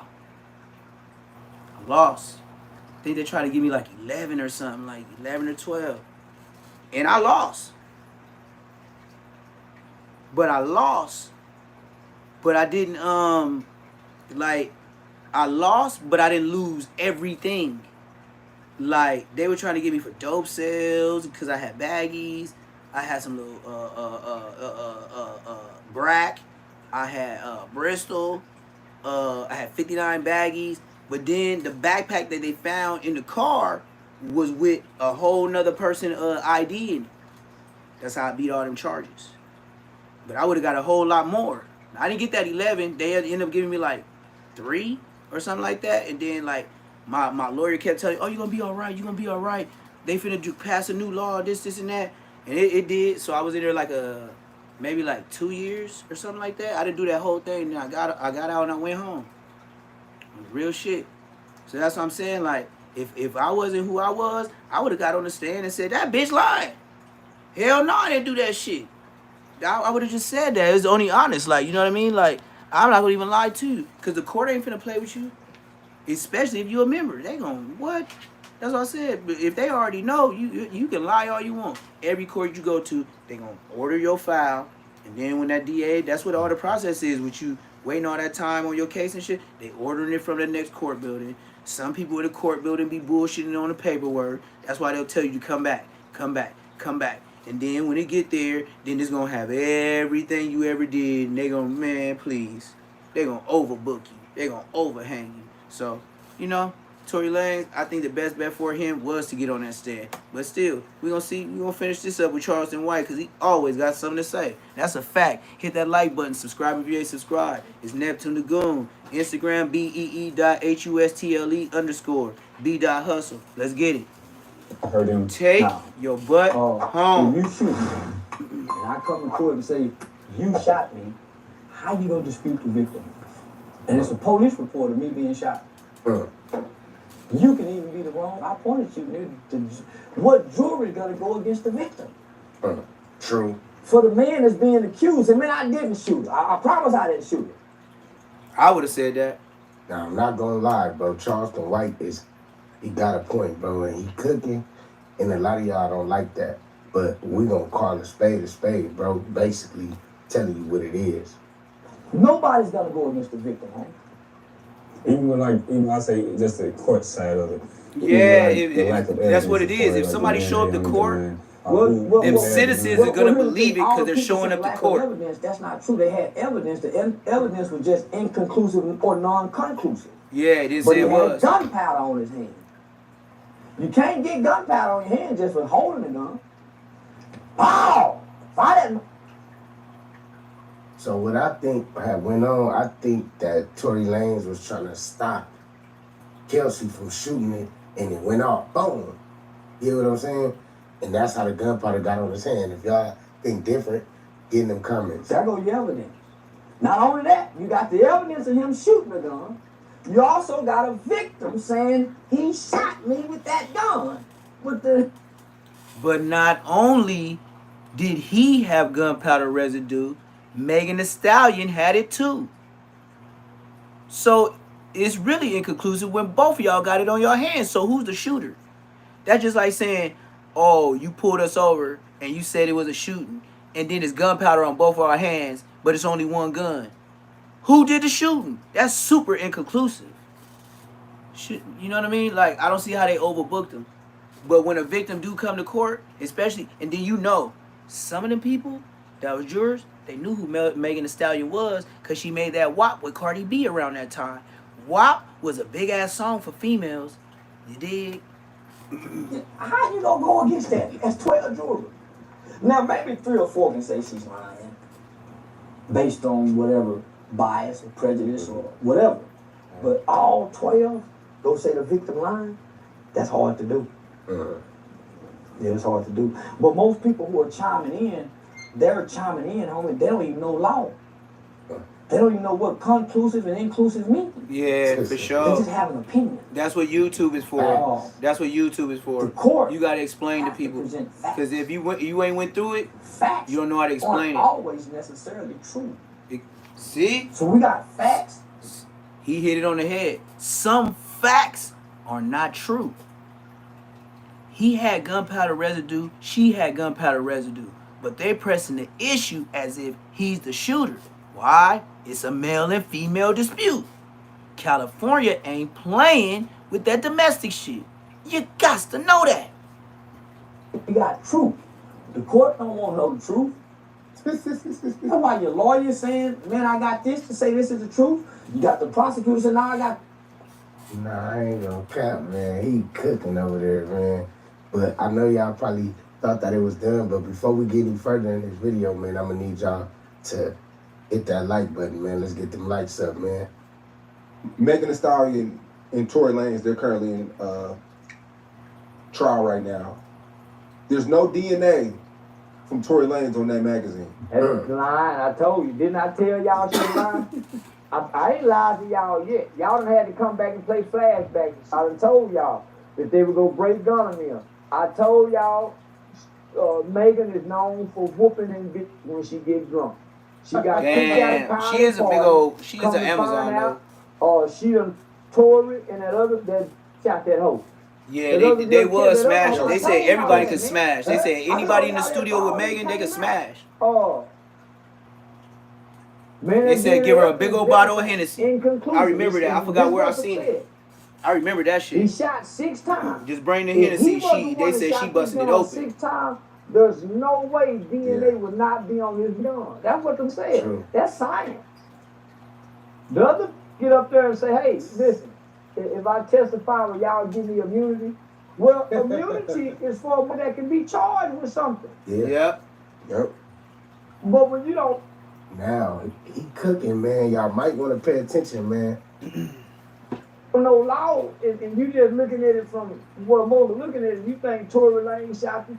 Megan, nah, homie, it's a reason why she asked for immunity. And it's the reason why his DNA ain't on the gun. It's a reason why now they saying, no, well, maybe he paid her not to say it. No, that DNA say everything. What did he got to pay this her case for? caused the whole divide between men and women. A Now, lot of women I told you I think something that no, I think some and I think some should be. Man, it's a kick your in mine too. It's a that'll book me because she called me off on her, and if you jump in and say get him out that headlock, she'll slap the shit out of you too, nigga. That's what I was just explaining with my sister. My sister, her relationships, she only had one dude that she was squabbling with before her husband she got to this day. And I ain't seen them in probably like together, like maybe like a year or something like that.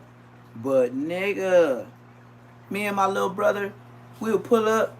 I'm talking about boom, boom, boom, boom, boom, boom, boom, boom, boom, boom, boom, and your Wingstop motherfucking bags outside the front door. Like, bitch, why you leaving the front door? Take them to the trash. Like, we was like, why y'all ghetto as fuck? Like, since you left mom and dad's house, you sure went down. me and my brother would walk up to the door and be like, this ain't Inglewood.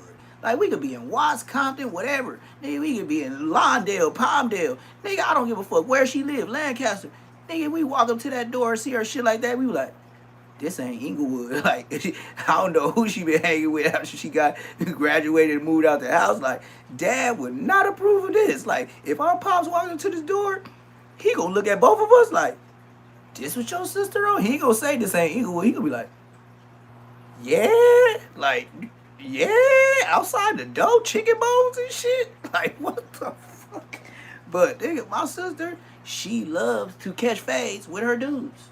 I don't know why, but she does. So for Megan Thee Stallion to be on some shit like that, like I said, I got 3 sisters, 1 older, 2 younger, and only one of them like to catch fades and get ass whoopings. Now some women like that. I ain't so now, they want. Y'all think Megan Thee Stallion doing all that, bro? I think she whooping people out and all that. She whooping her boyfriends and all that, man. The baby said she was. So I don't know. Oh, man. yeah. Yeah, the baby said she had some stank. Yes, I do remember. Now, I don't know if she just got off stage or she was doing what she was doing or woo-de-woo-de-woo. But most of the time, when you had them girls with they cha-cha smelling like ew, nana, why did you just fart it? Nana. Yes, that's a nigga. She got the ski still in her. She ain't even took a shower. That's what my daddy said, and I believe him. The equality, get to her. Megan recently said that her boyfriend Party is embarrassed by her sexual history. You know, because she allegedly slept with Ben Simmons too. Ain't nobody embarrassed about that sexual history, the way she rap. Man, way that whole rap and squat them knees and push that look to the front when she be doing that happy shit. This nigga did the butterfly. He said she be doing that. All you gotta do is listen to her. That nigga did a butterfly on her. Hey, y'all didn't catch that, man. I know I might be some young viewers in here. Y'all didn't catch that, though. That nigga just did the butterfly. He was like, she be throwing that. He did what your great uncle would do, that little butterfly Tootsie Roll type shit. You're like, hey, you know, I remember that song when I was about like 5 years old. Too cold, let me see that Tootsie Roll. I remember. I was about 2nd or 3rd grade. For sure, ski. Look, bruh. I remember my sister used to, she's 7 years older than me. I remember she used to do that bullshit in them biker shorts. I would never forget that song. She was in there dancing. She had the motherfucking black ones with the pink sides, and she had the black ones with the lime green ones. Biker shorts like a motherfucker. You know, dead homies. That's why I could put, that nigga just did a butterfly on y'all. He was like, the way she be. He did some Mike M type shit. It's some old ass niggas, man. Yeah, that man is mad himself. Don't give a damn about it. He's talking about Nigga didn't catch that though. I caught that shit though. Tory Lanez, if he's not guilty, how do you think it's gonna play out? How do you think it's gonna play out if she was lying? You can't, man, DNA evidence. You can't go against that DNA, homie. When that man got on that stand, the case over with. This is the forensic guy saying, hit that like button, subscribe if you ain't subscribed. 6 times and pull it. The gunner leaves DNA. His DNA is not on his gun. And as a matter of fact, I want to say... Yeah, a lot of people beat their case with the DNA got beat on the gun. They said I don't see how you got... Well, it's just Megan. They saying that Kelsey DNA was on the dead. Oh, Kelsey? This was 2 years ago. So Kelsey's was on there too? So everybody was touching the gun. So okay, now you got her saying that's even more reason Tory he can get an overturned case. But he ain't gonna get overturned just because he got bust on. I'm sorry to tell y'all. You're in prison. That's how they looking at you. Those things happen and you shouldn't have went there. That's how the white people looking at. Yeah. Let me break that down. It hurts women. What that lawyer was talking about today? That's fuckery. You know what I mean? As Granny would say, just like that Jamaican movie shot us. Fuckery, I tell you, that's fuckery. Yeah, that's how my granny would say it. That's fuckery. Nigga. Just because you got bust on, you know how many niggas beg the judge? Oh, yeah, my granny dying. Can I go to her funeral for a furlough? Nope. Oh, I got bust on. Ooh, this and that. You're in jail, young black man. And you should have thought about that before you made the decision you did. And even if you're right or wrong, we're the court. We don't give a fuck. But what we do give a fuck about is you landed in our hands. You say, how did that? Somebody used our services. You know that number? 911. Oh, yes, it's a charge to push 911. That's why they come ready to cuff. You got a government service free program. God damn, I gotta break this shit down. Once you push 911, you are asking for some type of GR security service. For the free ski. But what you must do is follow up as a citizen. You say, what's the follow-up? They didn't tell me that. If you call and report any crime, you know they're going to call you back and say, we need you to come to court. Oh, yeah. Now we back to what we was talking about. Citizens do. Citizens pay taxes. Citizens go to court on niggas. So when you push that free service, you just got an EDD up front. But we gonna get you on the back end. You just don't change the number. If you change the number, we coming to your address. Bookie? That's a bookie. Not no buka. That's that bookie. You know, when your dog be tripping, when that mailman come, maybe y'all always make that sound like clunk clunk. Yeah, but I know y'all ain't got the clunk clunk. There's not too many people in Los Angeles County have a home. All you niggas in a goddamn apartment. And it's a fact. And you say, well, you ain't no better. You where you at? Yeah. And I can take my black ass and get some gas and go all the way to Atlanta. And you know what I'm going to pull up to? A whole mini mansion. And I mean every sense of the word. I got to yell, hey, anybody in the kitchen? They're dead homies. The bath area, it's not a bathtub. It's a jacuzzi. And the jets work.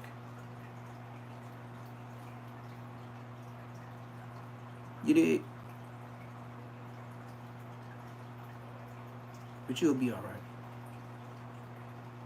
Just keep watching. I ain't Tory Lanez. You see what I'm cooking. Just keep commenting, and subscribing. Keep watching. Let's go back to Charleston White. Because this is oh, sidebar real quick. 607 got some Charleston White ways up in her. To where, how the fuck he just blow up so quick doing what he do? Then on top of that, what's that? Like, what do people think that's fly for somebody to get on the interview and just be like, is that fly? Like, I don't even know. Like, is that in new entertainment? Because just like what Granny would say, that's pure fuckery. Because it is. We'll continue, though. It don't hurt men. It hurts women. It don't hurt men. Because on the flip side of that, you got the Christian chick in the blue face, the blue face in the ride black body. He So, said we like dub shit. when you start Alright, looking so at I gotta start doing shit like that, like get on domestic here like, violence statistics, there are a lot of men who are huh? being just as abused What you say? by violent, angry women who will hit you I across said the not head. the You pup. got to defend yourself now. You in I said jail, not she the in pup. jail, or you know you doing this because she's aggressive and she's violent. Yeah, Well, yeah, when the yeah. police come and she holler, he did that. Yeah. Well, she done That's hit you him. first. I swear I got my So mom. man, I swear I got everybody my knows. mom. Well, I ain't gonna say everybody, but there's rumor to Huh? have it that man Megan Thee Stallion is a very That's how I gotta violent come woman on. and like to fight when she gets And I when go she get up. drunk. This is why she was asked to And leave the party. that nigga's ugly. So That nigga Bosco ugly. Man, I don't know, man. They saying that is new evidence that came out, man. They say that boy Tory Lanez might be freed, man. They saying that the bodyguard came out and he basically saying that Tory Lanez wasn't the one that shot that gun. They saying it was Kelsey. He said that at the So, beginning though. we gonna be updated on that. They man. said Make they sure just y'all like, comment, and suppressed it. subscribe. They Let didn't me use know, it. man. If But the y'all DA think can do that. Megan Thee Stallion put that hit on Tory Lanez while he was in jail, man. They ain't But put no hit. click one of these videos on the screen, man, and I'm gonna catch y'all over there, man. I'm gonna tell y'all right now that's clickbait. She can't send nobody. Look, man. Look, we gonna dead this on the Say Less show. For sure that. We could dead this right now. Fuckery, I tell you, pure fuckery. I said it like Granny. Fuckery, pure fuckery. Ain't no way in hell can a black bitch send somebody to do a hit on somebody in the pen of another race. The Mexicans would have never accepted the bread because why? They would have not chosen to fuck off the things they have going on the yard. What do I mean by that? These niggas got the homies, camaradas, that be going to visit, getting the carga, you know, the yesca, the frajos way. Que no? No habla? You don't understand? Oh, yes. I speak that too.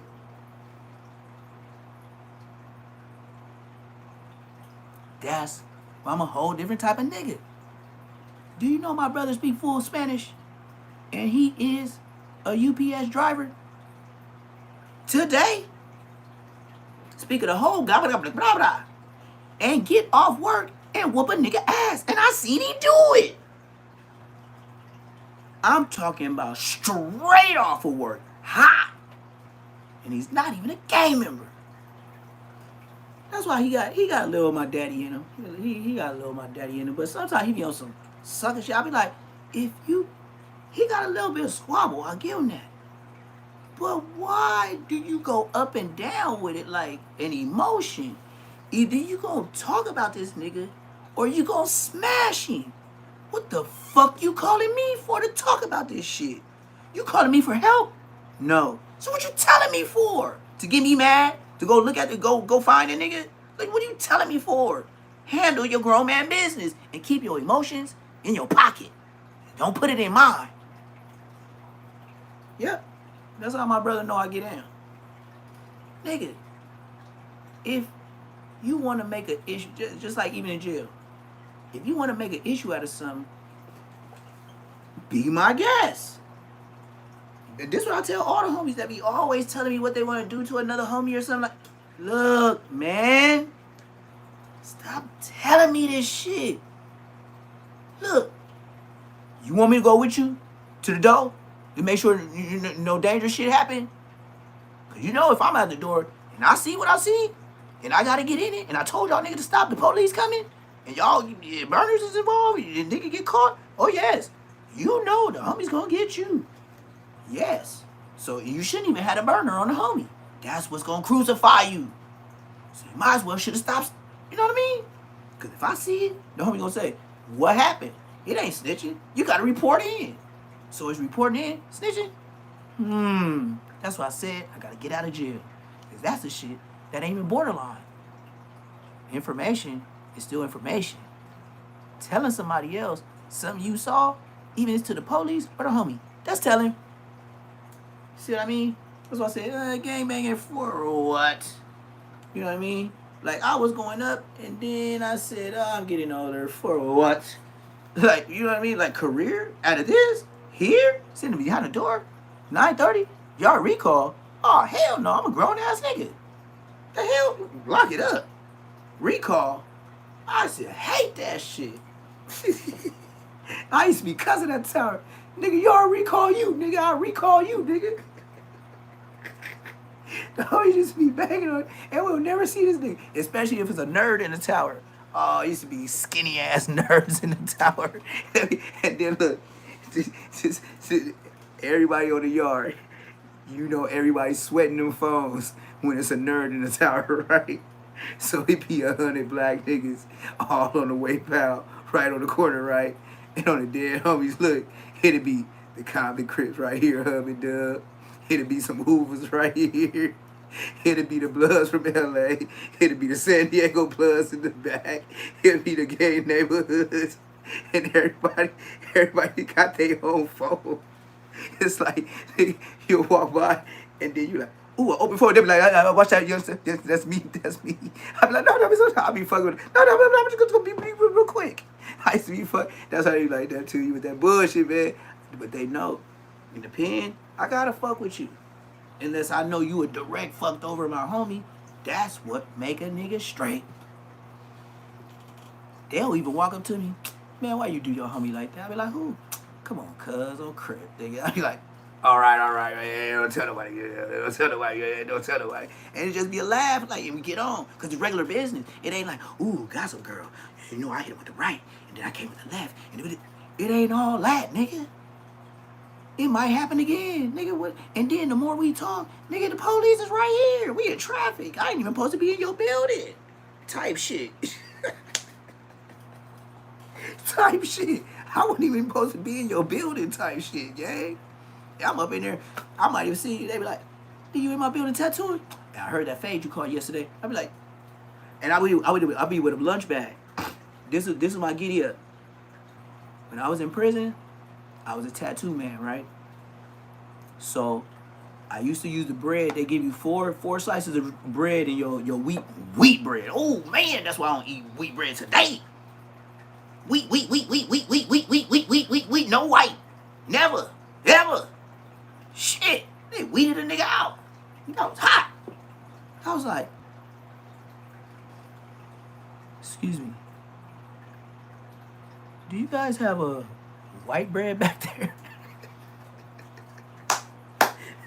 Damn, homie, you probably get white bread for breakfast.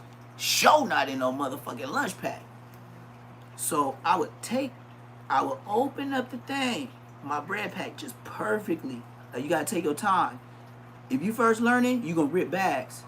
You gotta pull the bag like real little, like right in the middle of the seam and shit, right? And you just enough to where it's a hole. And then you take your finger in, and most of the time in the middle of the fold, whatever one you just get in the middle, whatever the two is, just pull one out and it's gonna come out real easy. Bam. I used to put my motor in there, which would, motor, y'all don't know what a motor is. Okay, it's a pancake. Or y'all don't even know what a pancake is. Okay, a CD player. You break a CD player, right? And there's two motors in there. It's a motor for the CD player, and it's a motor that makes the CD player read the next song, right? That little middle eyeball thing that go back and forth where you hear kick, and be scratching up your BDs, your CDs. So yeah. So it's two motors in there. You break it, you take it off, but you keep the wires, the two wires that's connected to the motors that make them spin, and you get a adapter, like whatever you see at Best Buy that got them several prongs on it. It got about like it's a cross one with 4 prongs, and then it's another one that stick out like 3, and it's just 3 different sizes where you can push in like whatever you need an adapter for. It's a universal adapter. Then it's levels to it. It started like 1.3, 1.6, all the way up. I don't read that shit. I'm always on 2. I don't even know what the rest of them is. It's either 2 or 3, because I'm professional. I'm in and out like a robbery, and I did Hoover niggas, neighborhood niggas. I done tatted everybody, nigga. On my mama, nigga. West side, nigga. It ain't no hood I ain't tatted, nigga. That's what I said. I'm like that. So anyway, I put both of those motors a Jolly Rancher. It looks like a Jolly Rancher, and then we call that the Jolly Rancher, and then it's a pancake because it's flat like a pancake. And you take a pen top, right? A pen cap. You know how the big pens, the clear ones with the black top. You take that off, and you bend it until it's like an L. And then you take a razor, you break a razor, or you take a razor and you cut like maybe like a couple centimeters. It gotta be a little thickness because you gonna break the pen. And most of the time, I melt it down. Like niggas be trying to break it and shit like that.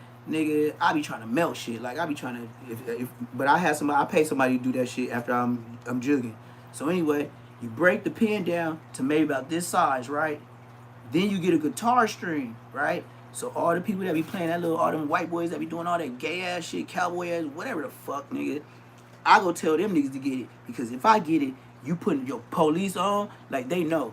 You order that in your package, they on your ass. They on your ass, gang. If you ain't nothing like, if you gotta be more like a Native American or something like that. And if he get in the gang, they don't even fuck with him. That's like, man, they like ADA in prison. They do not fuck with Indians in prison. I will say that. Them niggas can get everything. Paint, airbrush paint, all type of shit. I'm like, and they can get a hobby car way faster than you. You can get a hobby car. They go, man, when that white man give you your shit, you's a nigga. I don't care if the same box came from an Indian and he was in front of you. He gonna get it. You ain't. And I mean at all. So you use that guitar string, you put it in there, and zzz. So anyway, you put that in the bread thing, and it's all hooked up. So when you get there, all you gotta do is hook the adapter up. And all I have is maybe like some ink on me, maybe some gloves in the bag. I'll have some like bullshit graham crackers and shit, make it look like, even if I get caught, I ain't caught. Because they'll see the lunch bag, and then I'll be like, oh, if I get pulled over, they'll be like, hey, why you in this building, T? Like, what do you don't live here? I'm like, man, I just came to get some bread and some graham crackers. Keep it low budget, act like you're broke, nigga. I don't give a fuck what I told him to slide. I slide. They be like, all right, man, get up out of here. Or I'll do some shit like this. If I know he an asshole and I know he gonna ask me something, I'll just do like this. I'll get ready, and he be like, hey, Floyd, you know you're not supposed to be in my building. You know I could give you a 115. I'll be like, hey, man, I'll show him the bag. Like, hey, man, I was just here for the graham crackers and some bread, man. I was just hungry tonight. I mean, sometimes you do certain, when you hungry, like, what can I do? I was hungry. I had to take a chance. Bam, caparoni out of there. Because the regular nigga will be like, what was you doing? Get up against the wall. Yep. I seen him. I seen somebody get pulled over right behind me. Saying some, I know he's with the fuckery. So you might as well bow it down. Because he could fuck over you. And he can and will. He is the real enforcement of the law. No pass, nigga. You tell him you hungry, and then he say, in his head, he gonna be like, he took a chance for some bread and graham crackers? Prison is really fucked up. In his head, you already psychologically fucked over him. That's how I slid. That's how I knew about that peanut butter shit with Munchie. I was like, oh, that nigga changed the game. Oh, like that's all I could say. Like when I first heard of that shit with Munchie, that's all I could say. I was like, damn, that's fucked up. Damn, that's fuckery. That's fuckery. Nigga, you on some whole other shit like I was with that police. You was 2 steps ahead of the nigga. You was 2 steps ahead of the next person you wanted to violate. That's why it's diabolical. Just like I finessed that police is just how Foley finessed Munchie. He was 2 steps ahead. And as long as you 2 steps ahead, you have to know you're gonna get away. Another example. Riding around with no L's. maybe suspended, maybe, you know, you whatever you ain't did, child support, whatever it could be. One thing I know for sure, two things for certain.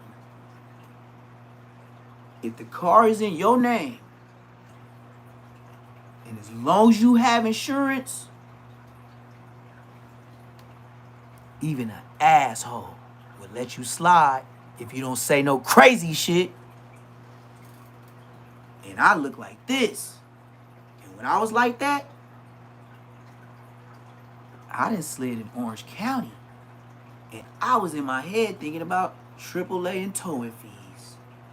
I was already 2 steps ahead. That's why I could talk to him like I got some goddamn sense. Because if I don't, I'ma pay some sense. Nigga, is you crazy? Like, I'm the perfect nigga. Do not say nothing to these niggas unless he asks you something. Do not offer no free fucking information, because the shit ain't free.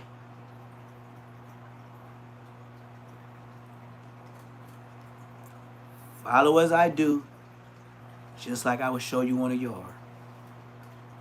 I won't say, y'all go do this, and I ain't there. And even if I ain't in, it's purposely why I ain't in, to see if you niggas was gonna be there. Oh yes, I've done that. Me and Big Munchie have done that. To make sure. And when the homie told us, hey, I'm finna go holler at them Dago niggas, man. I think I'm finna get down with woo woo woo. Like, I don't need y'all to come up. That's what I love about my LA homies. No matter if it's 4, 5, 6, no matter if it's any, they used to slide up on us by the bleachers and be like, just come around from Chow Hall, because when you was done with Chow, you could just post up on the yard where I was. So we'll be on the bleachers. Me and Munchie just posted. If it's hot, we in our t-shirts. Nigga, if it's cold, you know for sure. Nigga, this nigga Munchie wear his shit all on the side of his head, all cocked like Benny Siegel and shit on the game, nigga. That's Big Munchie on the yard. And then Big Munchie, this nigga gotta keep a lineup twice a week, nigga. And then his haircut once a week. But this nigga, his waves is on point, just like way back in the day, as kids in the hood. Way back as kids in the hood, Munchie always had dips. And he always kept that motherfucking ducktail that y'all see this nigga got on, I was finna say TV, on YouTube. Man, why are you wearing the ducktail? That is not your swag. Nigga, you still clout chasing. You trying to look like your brother. Now, I have a little brother. And yes, he does look up to me, but he is taller than me. But he looks up to me. You know, if he called, we're going to do like we did last time. I pulled up. He had one. I had one. Baseball bats. YouTube purposes only. Ha! And we go to that hood. And we hop out. Maybe like 10-ish. I don't want to do no late shit. I want to catch some niggas for real. Like, nigga, at 2 o'clock and all that. Fuck all that. Niggas still out at 10. Why? Because I used to serve. I know them hours. Because you couldn't get me out the hood. I know when niggas show up. I know when to do my lives now. At bogus times, nobody on. Now that you keep a set pattern, people know to watch you like Martin. Yes, this is a fact. Always did what I had to do. Munchie, he didn't really even say too much. He just used to smile. That's what threw a lot of niggas off. Even if you said some slick shit, he'll laugh at you and smile. And then he'll be kicking the next bench. You know what I mean? Like when his feet get to stomping and shit, and you know, Munchie like to be fly. But if you see him with them dusty stay boots, anybody liable to get it. He mad about something or whatever he got going on, or he probably gonna run up on somebody. But if you see Big Munchie in some dusty ass state boots with some clean pants and a new jacket and a new beanie, this is how Munchie get down. He's gonna roll them pants legs up. He don't stuff them in his sock. He roll his pants leg up like he finna go fishing. Dead homies. That's how Munchie like to get down. Like he's straight country or something. And when he got taller, he had the same squabble, but he was just stretched out more. I was like, damn, that nigga arms kind of long, yeah. Look at Munchie got tall. Like, it was like my little brother, but it was like we the same age, so we like brothers, but it was just like he was always shorter than me growing up. So when I see Munchie tall, I was like, oh, this nigga got tall. Like, it's like seeing my brother. Like, it just make you smile. You be like, oh, look at this nigga. Like, and he get low. I was like, oh, he still get low like he's short. And that's how he be punching niggas out. I told his secret. The dead homie. He get low like he's still short. Because he always remembers. I think in his head, he been fighting at that height so long. Honestly. And I'm telling on myself. I think, honestly, he was used to fighting at that height. That's why he gets so low. But, nigga, when he get up, like, it's like a stand-up punch. Munchie be fucking niggas up. Munchie be fucking niggas up. And he smooth with it. Like, when he was beefing with the Hoovers, he'll find a way. But he'll just do it in like a dice game type of way or a pinochle type of way. And then he'll try to find a way to get like a toothpick and shit. I don't know where he be finding shit like toothpicks. Like, Munchie. Like, and then he'll have it for a long time and don't lose that bitch. Because you can't have toothpicks all the time in jail. That nigga have them. And that nigga, you see him in the dusty ass boots, he fucking shit off. But that's the place where Tory Lanez is at. That shit is not sweet up in there, gang. At all. I don't care. Like they say now, they got 50-50. There's nothing 50-50 about prison. Do you know the 50-50, some of them people is riders that told everybody fuck the program. Now, I don't know about J Hood. Can't say nothing. Because they be saying, like with the Mexicans, if you Mexican and you go to the EOPR where he at, they say you bad because you take medication. If you take medication, you ain't supposed to be a gang member. That's what they said in prison with Mexicans. You ain't supposed to take no medication. They said that because that's a sign of weakness. And that's where Tory Lanez is at. So you can imagine if they so strict on politics, South Side, all Mexican, you know, that American me type stuff. Why would you think she could send a hit on him? How could Megan Thee Stallion send a hit through a Mexican in prison? That's why I said the internet. It's all internet. This is a fact. This is a fact. But let's get to it. Switching lanes too.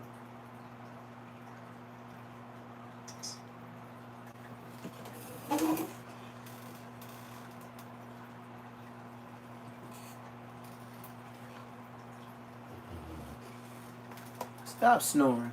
Man, what's up, everybody? It's 1090 Jake. I'm rocking with y'all, and y'all rocking with me. And for this video, we're gonna be speaking on Tory Lanez getting stabbed inside a prison and the man who did it.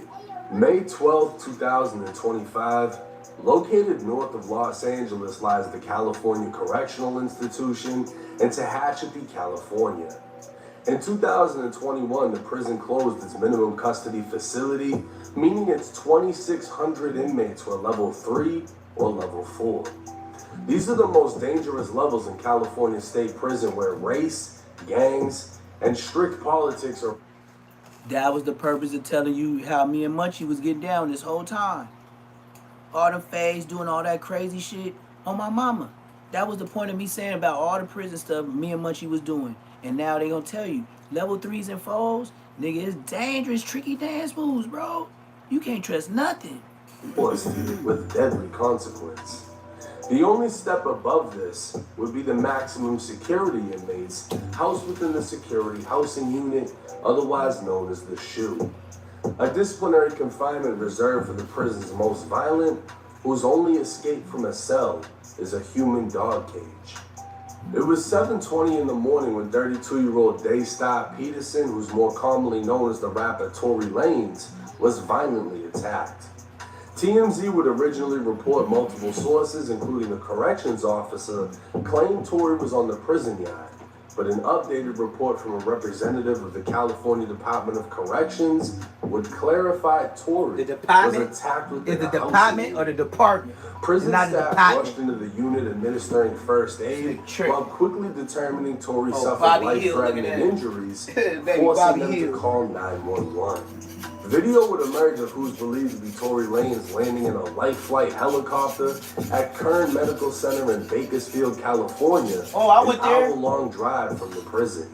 With that distance, a helicopter was the only form of transportation able to move him fast enough to save his life. A message to Tory Lanez's Instagram account would state he'd been stabbed 14 I got surgery on my arm in a riot. I got my arm broke. 4 to his torso, 2 to the back of his head, and 1 to the left side of his face.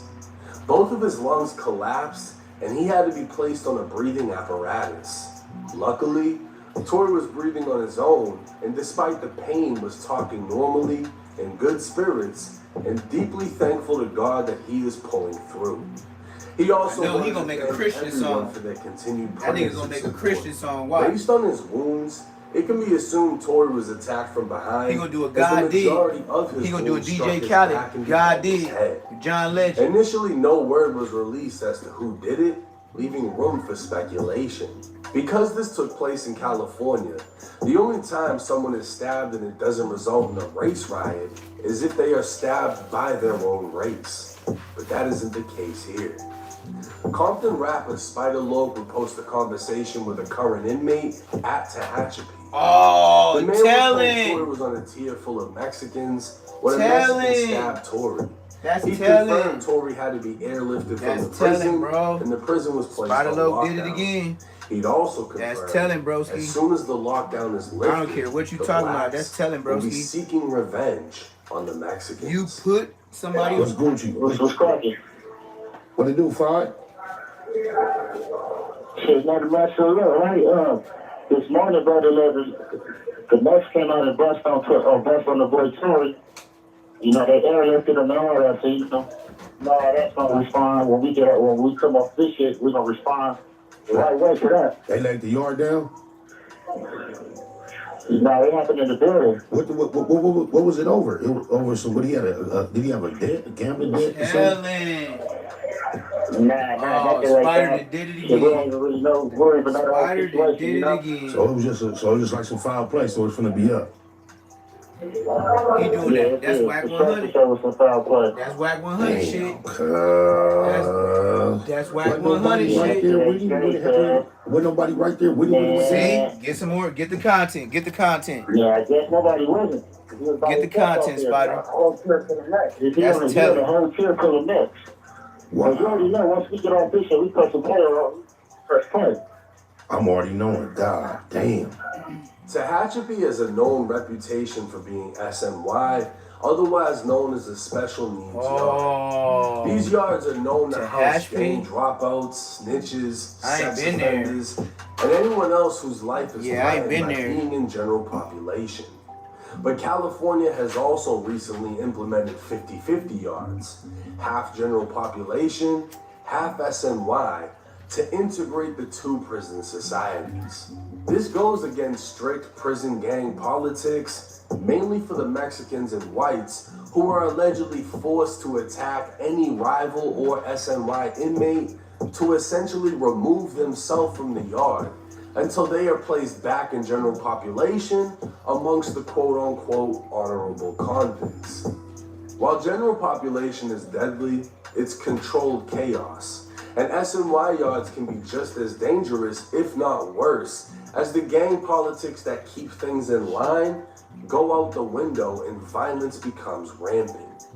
It's unclear if Tory was in fact SNY, as that comes with its own bad reputation within prison, but it's likely Tory was placed on a 50-50 yard, and his politics didn't require him to remove himself. Now, Tory's attacker would be identified as 42-year-old Santino Casio, 42? a man with a dark violent history. On June 8th, 2022, a then 20-year-old Santino, who went by the name Sonny, was heard arguing with his 13-year-old girlfriend. Minutes later, she was shot in the face with a shotgun. Santino would go on the run for 2 weeks before being arrested. His own family would testify against him in court, how they heard the argument before the blast. A coroner would testify the barrel must have been 4 inches away from the girl's face before it went off. An interview from the day he was arrested would be played at trial where Santino admitted to having a relationship with the 13-year-old girl for a month before the shooting. Wow. The girl was a runaway, while Santino was on parole from the California Youth Authority for burglary. In 2004, Santino would be sentenced to life in prison for murdering 13-year-old Evelyn Candejas and 2 other attempted murders from 2 separate stabbings. While in prison, he'd be sentenced to an additional 6 years for a prison stabbing on another inmate, and in 2018, he was sentenced to an additional 2 years for possessing a knife in prison. Hey, Santino Casio was as dangerous as they come, but his conviction for murdering a 13-year-old hey, they be girl doing that on from ODM Slim Show. Banging on niggas like a motherfucker. I be like, dude. When I thought we was smooth, and then he started doing the munchy stuff, I was like, look, bro. Everybody was like, oh, hood, cuz. I was like, damn. Many questioned if It's a Tory was whole lot of targeted niggas in here. Internet, as soon as I said, like, oh, fuck gay cuz, hey, cuz, tell cuz, get out. He was like, hey, don't block him, don't delete his message, don't let that nigga up in here. Hey, what's up, that too? Yeah. Far worse than that nigga was on there. And offers no motive as to why this happened. I just be like, God damn, Tory nigga, calm Lanez is down. expected to survive. It's just the internet, bro. That Santino be placed in the shoe and receive additional time in prison for this attack. Hey, but you don't know, niggas. Hey, niggas be turning up. You don't know. It's like, look. But look, niggas be turning up watching me. They be like, fuck it, that nigga blowing, let me blow. That nigga sipping, let me sip. Like, you know what I mean? Like, that's what I do it for, though. Tory is lucky to have survived this. Like, anytime I got some extra time where I ain't crashed out, you know what I mean? Like, trying to get back on rest, I'ma do it. I'ma do it. Cause niggas be weird on here. Now, when Tory was sentenced to prison, everybody assumed 1 or 2 things. One is his money and celebrity status is gonna keep him safe. I ain't heard nothing. I ain't even heard nothing from 600. He said equal ways. I don't know if either one played a role in this. Hey, you know, the fact that one nigga that really was hot about that song with Draco, right? Because prisoners don't was Faux Star from CPF. And I was in the county jail with him. That nigga was like, I hate that nigga Draco. The fact that he had to be airlifted, his lungs collapsed. He was really mad about that equal. He was hot. This was a serious I ain't he wasn't a little hot. He was hot. Like, he wanted to fade him on sight. The fact that Faux Star was tripping. He survived this. 64th Street. The fact that he was hit up in the first place shows you how real prison is. That's my nigga. Your celebrity status is not gonna protect that nigga tatted up. If you're accessible, for a light skinned nigga, that nigga got tats all over his face, gang. Faux Star. Understanding doesn't mean he necessarily went PC. And he got shit on his eyelashes. I mean, yeah. From my understanding, I was like, oh, they gonna get you. They gonna get you. They don't like you. Doesn't have to remove that nigga had disrespectful shit on his eyelids. I was like, that. Don't do that. Sure. The whites and the Mexicans, you gotta be like that, cause niggas gonna see that shit when you blink. It's required that they remove themselves. The reason they do that is so they don't run into pieces of shit like Santino Casio, a man that murdered a 13-year-old girl that he was dating. I grew up with him. Right? I said the same thing. General population, they don't want that's why I said that's why I said Faux Star. But if they get that nigga Faux Star hated him. I told him I grew up with him. I said my mama go to church with him. His mama they go to the same church every Sunday. Somebody to remove themselves. And reality is, that's how I know he was never at that spot around that guy. Draco was hard, and what made him hard was he finessed his own voice. It's when you sound controlled totally chaos. different, That's why when that's why Spider-Man everybody was gotta fuck with questioning you. boy inside You the know who prison, tried he to was sound like asking, him? was it a I think gambling debt or something? Did Tory do something? What would cause someone of another race to attack him? Because I under think controlled Rucci politics, had some songs that happen sounded like like him. But in this I situation, think SNY I know inmates, there's no Munchie rules had a and song. I everything's think it off was limits the Inglewood when he for did something Tory the Lanez diss back to can't Draco. do.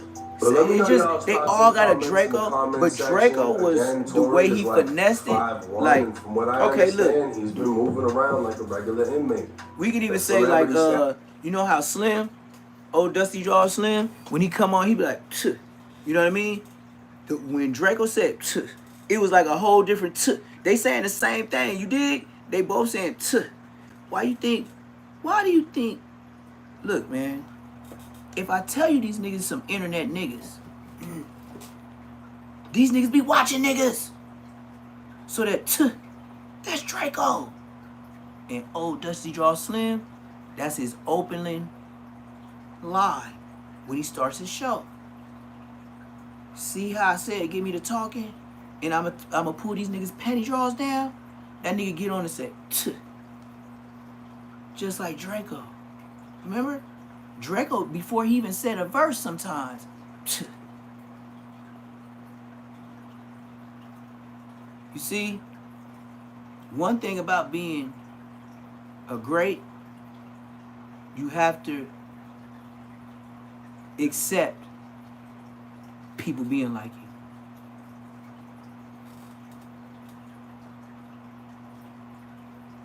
you. Yeah. Like me. You see why certain podcasters just pop up and say shit? Because it's people that don't, even my subscribers, it ain't where it should be or where it may not be. But at my subscription level, at the time that I have, as about 3 months, 3.5, yeah, about 3 months, 3.5 months, I'm almost at 700. I'm almost at 700. And I could have cheated this weekend. I could have gave people discounts for subscriptions. I wasn't on that. I was on some test my shit and get my money. So, like I said, nigga, I got customers. Galocha.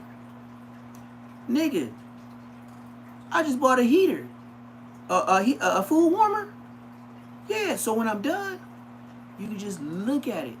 Just like at the grocery store, you can just look at it and buy and say, hey, can I get that one right there? How much is that right there? That's what I did. That's what I said. I could show the bread, but I'll show you how to buy some shit to go get some more. I don't just be out here, oh, let me get that. Let me get that. No. It's deals. It's marketing. I got to spend money. Oh, y'all ain't seen my shoes, huh? This is my Say Less shoes. I forgot to show this, man. See, I be so busy doing other shit. I forgot to show you my Say Less shoes. And these are my shoes that I got made from China, and I paid the price. So let me know if y'all fuck with the shoes, and if y'all want them, just let me know. Hit me up, DM me, however you want to do it, and you can have these too.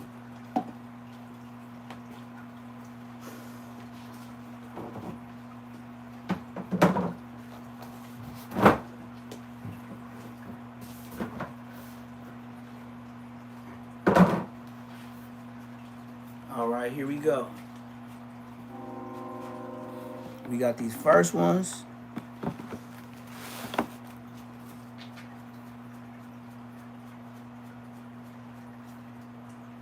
Yep.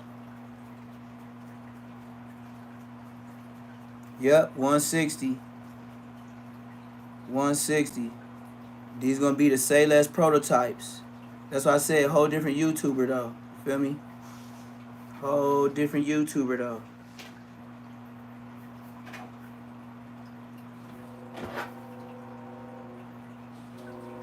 Whole different YouTuber though. And then, like I said, my second ones, like I said, these my first ones, gang. So, on my second ones, once I make it back, my logo right here. And I don't want it all on the side. Maybe I might have it on the back, like right here, type shit. But you know, that's up to my members and you know, not just subscribers. That got to be up to my members. When people sign up for memberships, this is a reason why you should sign up for a membership. Because even your favorite podcaster ain't doing this. I ain't see Joe Button come with his own shoe. And I'm not as rich as them niggas. I would gladly say that.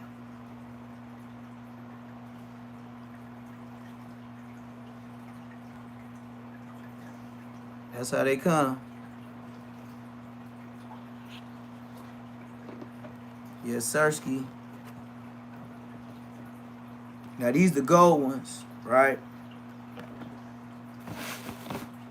And these are black ones.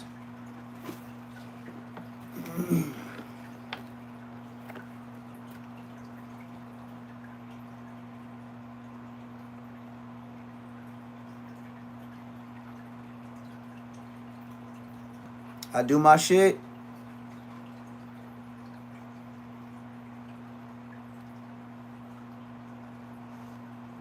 That shit sparkled out.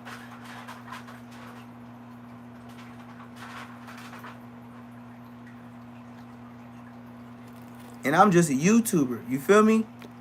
I'm just a fucking YouTuber. But I only been on 3 months.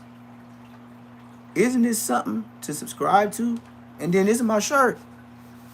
I drew it. I've been making shirts like a long time ago, gang.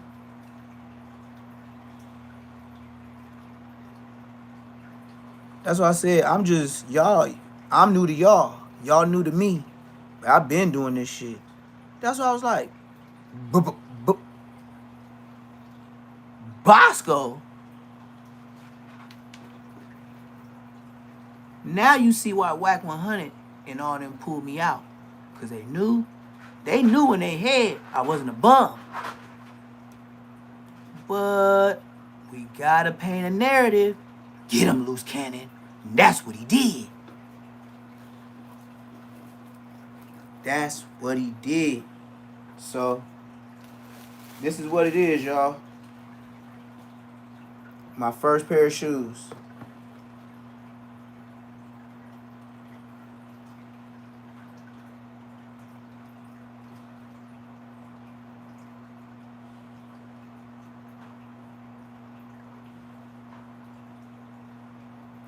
Which one more fire?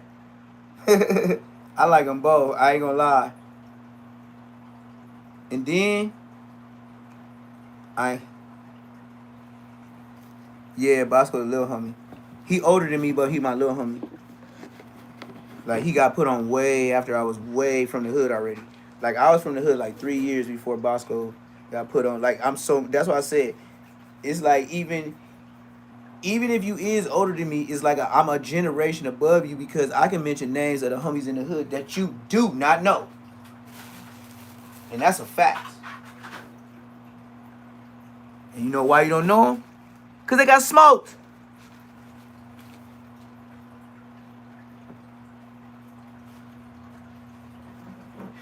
Like, it's as simple as that.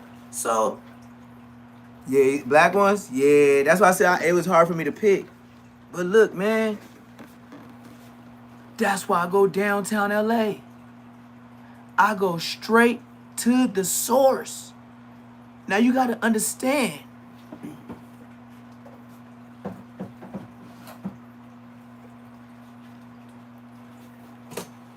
Trump is trying to stop what I'm doing.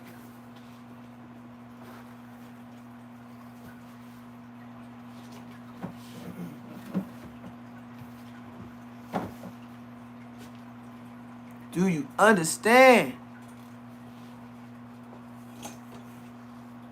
No, he wasn't.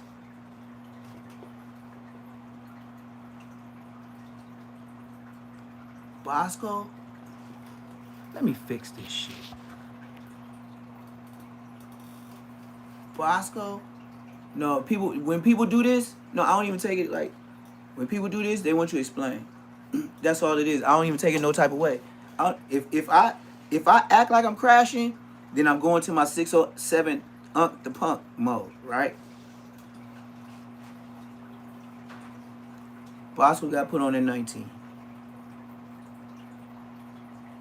When Bosco got put on the hood, mind you, before then, he was from a clique.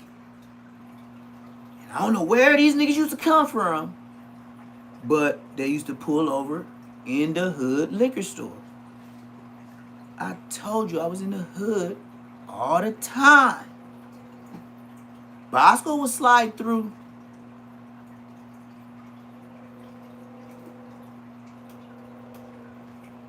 $16? Nope. 15. Because he got put on when I was like 16. Yep. So I had to see him. Or maybe I'm giving him a year, or maybe it was months. Maybe it wasn't a full year. Maybe it was months. But I know I was 16 when he got put on. I knew he was 19, 20 type shit. And this is a fact. Bosco used to get out on Eucalyptus in Manchester. It's still a store there today, but they don't sell liquor there. You could buy blunts, tobacco, and shit like that. It's not a liquor store. Not no more. Yeah, not no more. So, Bosco used to pull up in there. And they used to come out this little ass car like Tommy the Clown. Dead homies. I ain't putting no extras.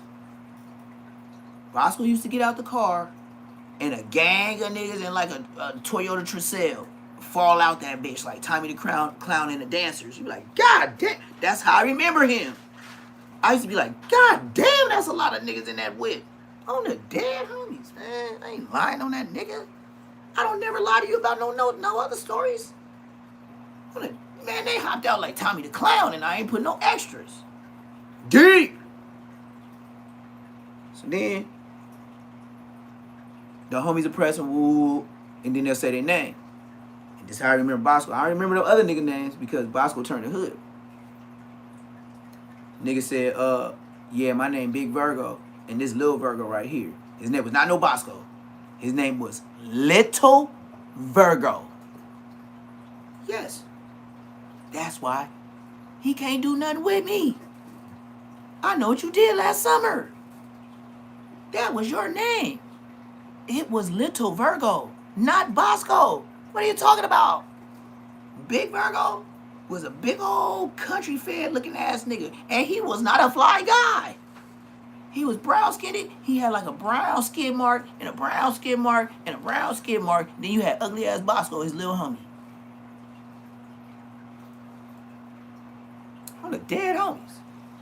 And his big homie used to wear curls. And Bosco had like a little fro. But I think he got like a little meat or a little muscle head type shit going on. Some type of weird ass shit like that. We used to be laughing like, look at Ugly Blood. And then this is why I said, if anybody knows Bosco, I started the word. I was like, Blood's ugly. And the homies was rolling. They was like, oh, Blood is ugly to the motherfucker. I was like, no, he ain't ugly. You gotta say it like this. Blood's ugly. Dead homies, nigga. Dead homies. These are true stories.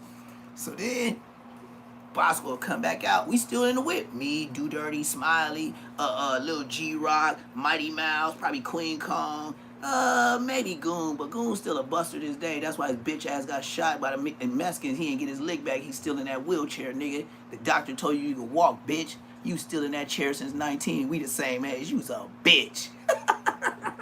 The doctor told me I wasn't gonna walk again. You know what I did? Just like Jesus Christ, I rose on that third day, motherfucker. You bitch.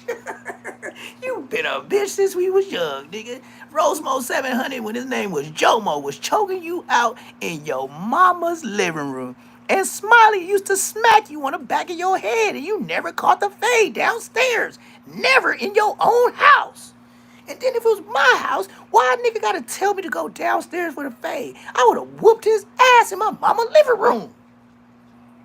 As big as you was, you's a scary bitch.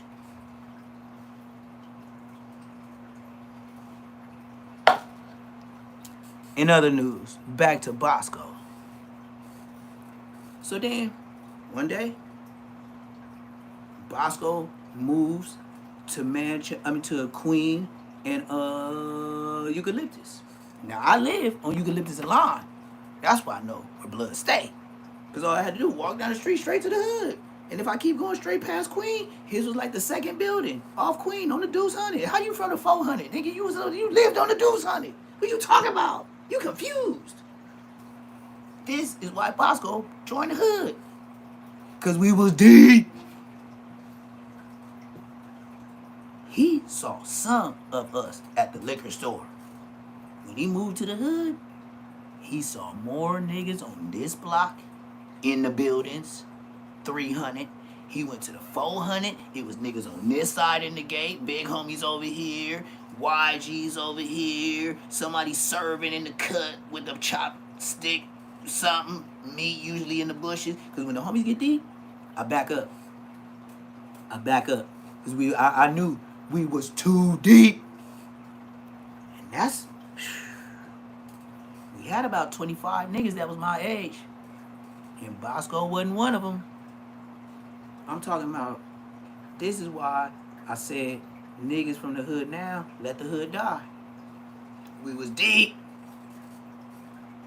It be OGs on the 300, fucking with K-Love. But they all from the 500. They was all 500 block. I'm 400. So they used to all be at K-Love house. It be bitches in the front, in the cars, nigga just chilling, wearing red, ugly bitches, bad bitches, and all in between. Oh, I can't wait till you get older, little T-Dog. Boy, you sexy as hell. Ooh, I wish you was 18. All that. Every day. Harassment. Sexual. Fact. It's the hood. Try to caress you, finesse you, and grab on you. Like, ooh. Oh, little T-Dog, really black. Get your nasty ass hands off me. You uglier than a motherfucker. And they be the ratchets. They never want to leave the hood. Why? Because there's so many niggas and they know somebody gonna get drunk. She with him tonight. You see the next day, she with the homie today. Another day, she with another homie. You be like, damn, bitch. I done seen you with 5 homies in the last 5 days. And you be all up on them like, oh yeah. All sitting on their lap and shit. I be like, God damn, this bitch is ratchet. Do you even go home? Do you live around here? You know what I mean? If I have to ask those questions, I already know the answer to the questions. And did you just move over here? That's my last one. When I say did you just move over here, bitch, who sent you? No. Who? Where you really live? Okay, let's get to this. Just like the niggas. Where you stay? Where your granny stay? Where your mama stay? How'd you get over here? How you know we was over here? Who told you? Who brought you? Type shit. You know, I'm not playing.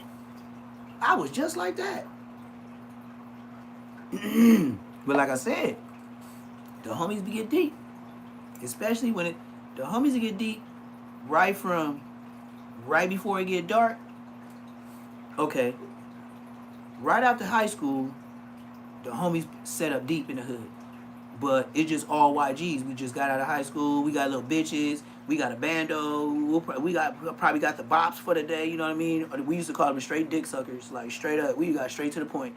And they'll all just go up in there and they all know the business. They get to taking their jackets off and be like, damn, bitch, that's why you was wearing that puffy jacket all day. Bitch, you ain't got nothing but a bra under that shit. Bitch, you just ready, huh? Well, you know, it ain't like that, though. Did the bitch start undressing?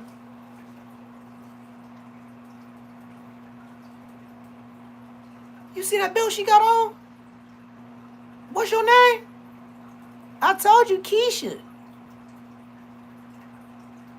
So where that R belt come from? And why is it blue? Oh, my mama. Homegirls commenced to whooping ass. I almost had her name. She was tall, skinny. She tried to say she wasn't from Raymond. End up, how you live over there and you got a belt on? You fucking them niggas? Where you get that from? Oh, you the type of bitch to get mad at one of us and tell your homies where we be. So go ahead and get your ass whooping now. Just so you know, we like that. For real. Put the homegirls put hands up in Shady B, all them. Shady B, Little Miss Neptune, Peaches, all them. They put hands on the bitch. Lele, they put hands and feet on a nigga. Quick. And the cold part about it is, they gonna put paws on you, and they don't even look like they be fighting. They be looking like pretty little cute girls. I swear to God on my big Unc the Punk. Swear to God on my mama. They don't even look like they get out in the field and do nothing with nobody. Yeah, that's what you thought. And they would commence to wrapping their hair up and whoop your ass. That quick. Don't gotta ask them nothing. If we owe you like that, and then you just hear that silence, you already know. You'll see the homegirls getting up. Whoop. Do that little rap. Whoop, whoop, whoop. Put that little scrunchie on, because that's when everybody was wearing them scrunchies. The homegirls used to be having like a couple scrunchies on them and shit like that, them thick ones where your mama used to buy for your sister and just wrap her hair up. Yeah, they used to do the same shit. Whoop. Then get the boom, boom. I always know why the homegirls always sock from the side. Like, why y'all don't do this? Why y'all always be socking to the side? Like, where did that come from? Who taught y'all that? That ain't how you win. Like, y'all be trying to hold on to something and just sock from the side. Is it that easy? No. You gotta do this. You can't be doing this. You gotta do this. What are you doing? You trying to lose? That ain't how you fight. Watch my sister. That's what I said. If some shit start losing, my sister be like, man, I heard her say, man, I'm tired of this shit. My sister, I'm tired of this shit. Boom, bam, boom, bam, boom. And then as soon as she get there, the bitch is on the ground. Immediately. I seen her do it. It don't be no, I've never, well, I did see her sock her face to the side. But that's when her and that girl was slugging it out, though. Yeah, it was fading for real. Then my sister went in the house and bust on her. Yeah, she got a knife and bust on her, straight penitentiary style. She went to, I think she went to East Lake for maybe 12 days for that shit. Head homies. My little sister went to jail. My dad was like, this what I gotta say, T. I don't know what's going on with my family. I be praying for y'all and this and that. And it just seemed like everything just going worse and worse. This is a story. This is a true story. He said some shit like this. I was like, feeling bad and shit, right? And then he was like, see, you out there hanging with them guys. You wearing your red and stuff now. You know, you just, you know what I mean? You growing up. All I say is, man, you know, your brothers and sisters, they watching you, man. And you know your little brother love you. You know what I mean? You know he want to be just like you. I hate it when he said that shit. I hate it when that's your son. That's your son. Man, don't say he trying to be like me. He trying to be like you. Don't try to push that shit on me. I hate it when he said that shit, man. Your little brother trying to be like you. Nah, he trying to be like you. Man, I ain't got no money. You got the money. You got the car. I'm a kid. The fuck? But some people can't even have conversations that I'm having right now because they don't know their dad. That's why I said maybe that's the reason why I wiggled the system. Because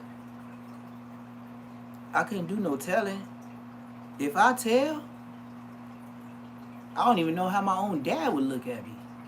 Like, even if, you know, I know I'm his son and all that, but coming home, knowing your son did that, and the Haitian man that my dad is, and then the old school, born in 1954 type shit he on, born in 1954.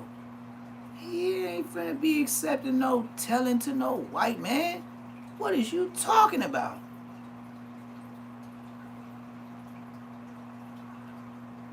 There is no understanding, son. Did I tell you when you see the police come in the house, don't answer no questions, come in the house.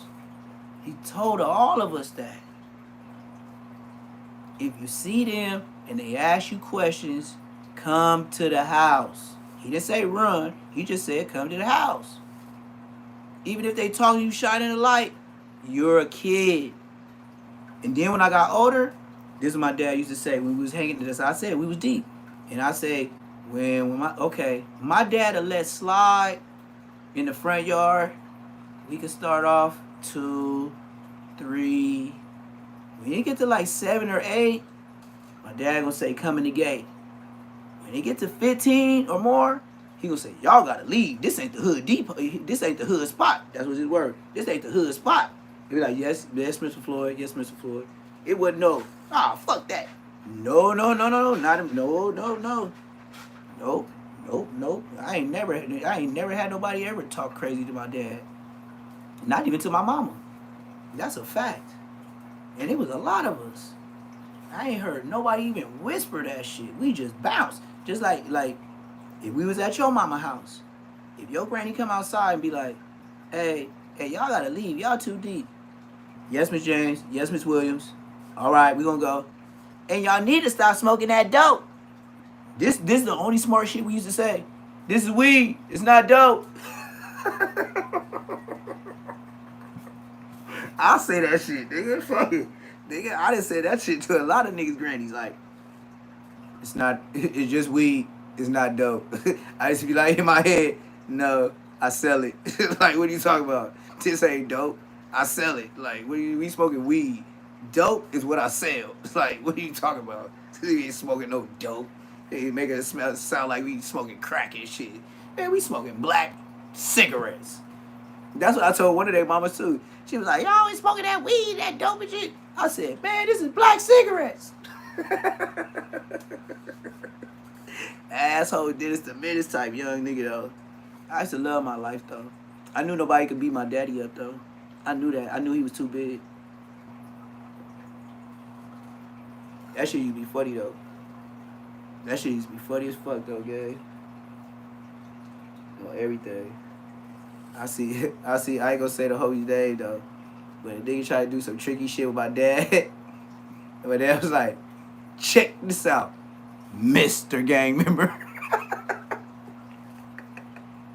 I thought that shit was hilarious. I be watching behind the gate, cause we had the screen door, you know, that metal one like everybody got now, but ours was white. How everybody else's is black, that black gated fence that's in front of your door, that screen.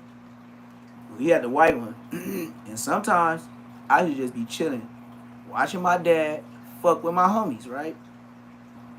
And I done seen little shit. Yeah, I done seen a nigga try to act gangster on purpose. Nigga try to act gangster. And a nigga, I already knew he was extra out in the hood, right? So the nigga come. Oh, Grizz was one of them. Lil Grizz, extra out, red t-shirt, red Dickies, Chucks, laces, all the shit. How you doing, Mr. Floyd? Yeah. And he be like, yeah, what's your name? Oh, my name Lil Grizz. Ah, yeah. All right, you from families, huh? Be like, yeah, I'm from families. One of them type niggas, right? So my dad just cooking the barbecue and shit. So he like, you over here for tea? Yeah, is your son here? I'm watching this nigga, like, I'm on the gate, like, on the door like this, like a jail cell. I'm looking at this nigga talk to my dad and flamed up like a motherfucker. Like, there's no secret. He's Mr. Gang member. So he walk up.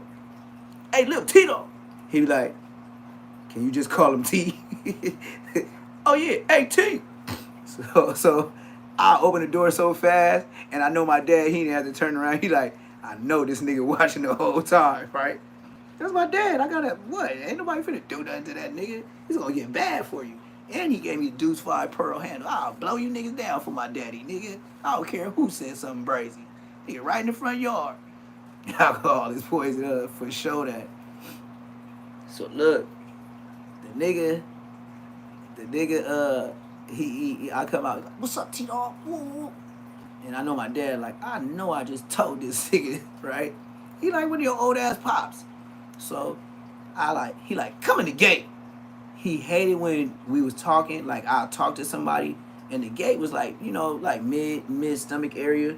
So he be like, man, come in the gate. Why you talking to me outside? My dad hated me talking to somebody outside the gate. I don't know what it was. Just like an old man. That was his pet peeve.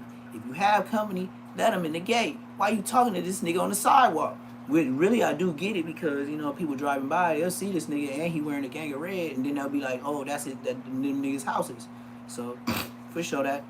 But sometimes I gotta put the dogs up and shit like that, cause my yeah, for sure that. I gotta put the dogs up. But that's when we were selling, that's when my Rottweiler had died, and we start changing to the pit bulls. And that was a business move. But my dad already seen that I could take care of a dog, so he helped me, you know, get the pit bulls. So then we started selling pit bulls to Inglewood Thursdays and shit like that. But yeah, my dad, he knew all the members. He knew all of them. He didn't go to no funerals. That's what he didn't do. But he'll be listening to my sister, because my sister was more than happy to offer hood information. She was like Trenches News on that stand, snitching. I used to be in my room, like I said, I had a real life, like Cosby Show, but it wasn't Cosby's. Everybody lived there, and we all had the same mom and dad. 5 of us motherfuckers. There's a whole lot of traffic. So anyway, a whole lot of mouths snitching when they get older too. So anyway, she'll be telling a story of how one of the homies got gunned down. And she know the facts. Everything she said was true. And so that's when my dad, he'll see me. I'll go in there. I already know he finna be on some bullshit, like ask me weird ass questions and shit, right? So I'll go in the living room, and like he'll be sitting in I'll go to the kitchen, but the living room is like right next to the kitchen, but you go down 2 stairs, and that's the living room. And then you just, you know, anyway, he had marble floors and shit up in there. Yeah, no, not even that. I got shot up, so I don't like to take my meds.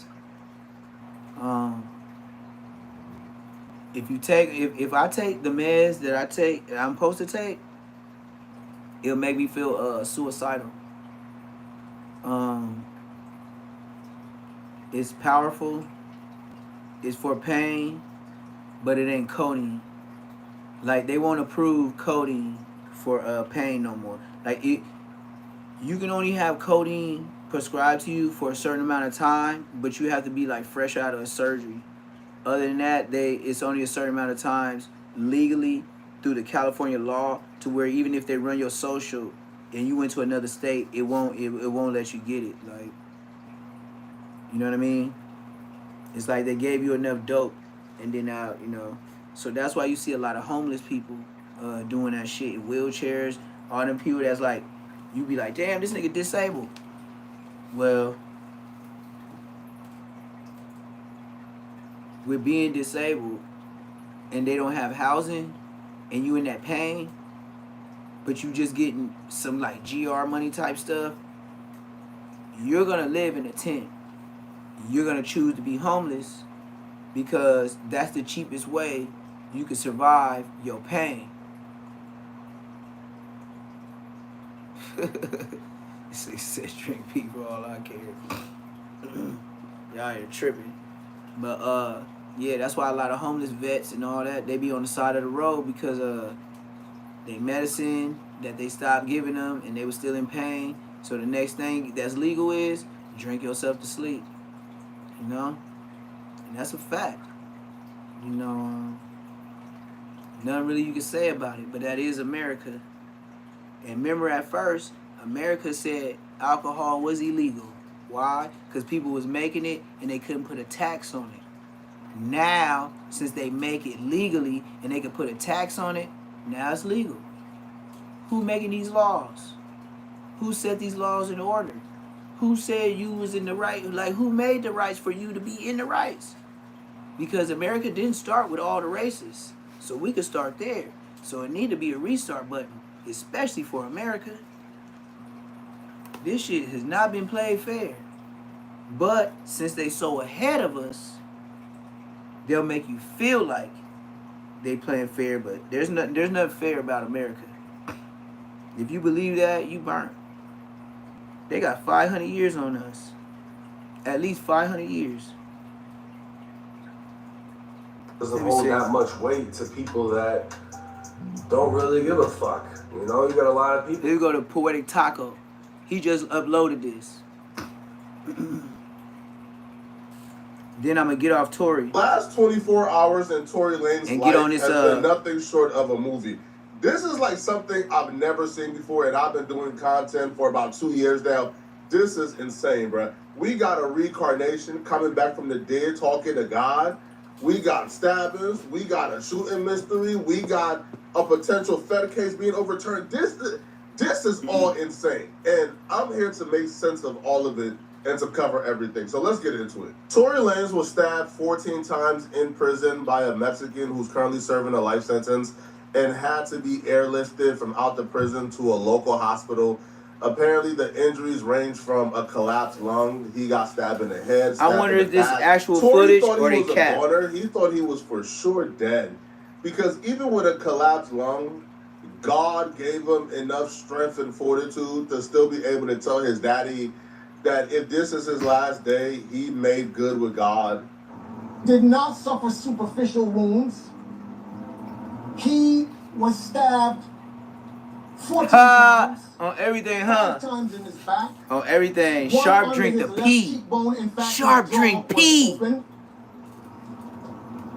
He was stabbed twice in the back of his head, and the rest in his torso, arms, and in his chest.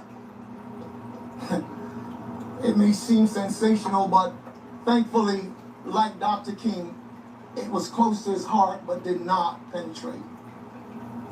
After that, he was being rushed to a facility nearby in a vehicle in which he said, and I quote, "Dad, I thought it was my last.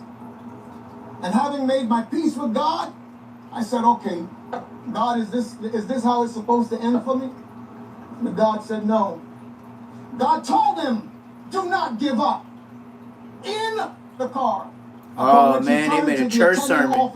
They made a straight church sermon out of this. Look, that's what's gonna help him get released. But earlier, not because he got stabbed. It's gonna bring it to the press to when they go up for appeal, they'll have compassion, and they're putting it out there in the airwaves and the YouTube streets for people to know.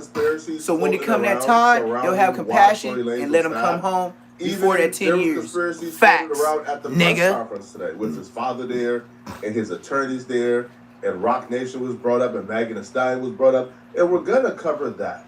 But before we can even cover that, we have to cover who exactly stabbed Tory Lanez. This is who did it. His name is Santino Sonny Castillo. The strangest part about this too is once he did it, the Mexicans were quick to come out and say, "Nah, bro, yo, he a renegade. Yeah, he's not even a part of us. He's just like some renegade who just went wild on Tory Lanez. This wasn't a hit." I'm assuming that was said to sort of stall out the tension and to not cause a riot. There's only one thing worse than being stabbed 14 times and having your lung collapse, and that's being stabbed 14 times by a pedo. Sonny was sentenced to life in prison for shooting and killing his 30-year-old girlfriend after an argument. So the paperwork says that two relatives heard 22-year-old Santino Sonny Castillo arguing with his blank girlfriend, we can't say the age on YouTube, minutes before she was shot in the face with a shotgun. They testified at Castillo's trial on Wednesday. Castillo is facing murder charges for the death of his girlfriend, along with a special allegation that the crime was committed with a firearm. He is also accused of two separate attempted murders with the special allegation of using a knife and causing great bodily injury. So while in prison, he does stab other inmates as well. Right? So Ruby Perez, Castillo's cousin, now this is the disgusting part. There was a lot of people complicit letting this man live with that little girl. So live with the defendant and his little girlfriend, Evelyn Brenda Sandajas, in Perez's apartment in the 1100 block of East Avenue. Perez was getting ready to go out with her friend, Eileen Gonzalez, who was also related to Castillo, about 10 p.m. June 8th of 2002. Get your when they reading heard up. Castillo and Sandajas fighting, and Perez saw Zendaya's crying, she testified. Gonzalez and Perez went outside so that Perez could smoke. Minutes later, they heard a shotgun blast, Perez says. Within seconds of the shot, Perez and Gonzalez testified they saw Casio running from the house. I met Casio at the door, Gonzalez says. He just looked really pale and shocked or scared and said, I've got to get out of here. He looked like a zombie, Perez confirmed.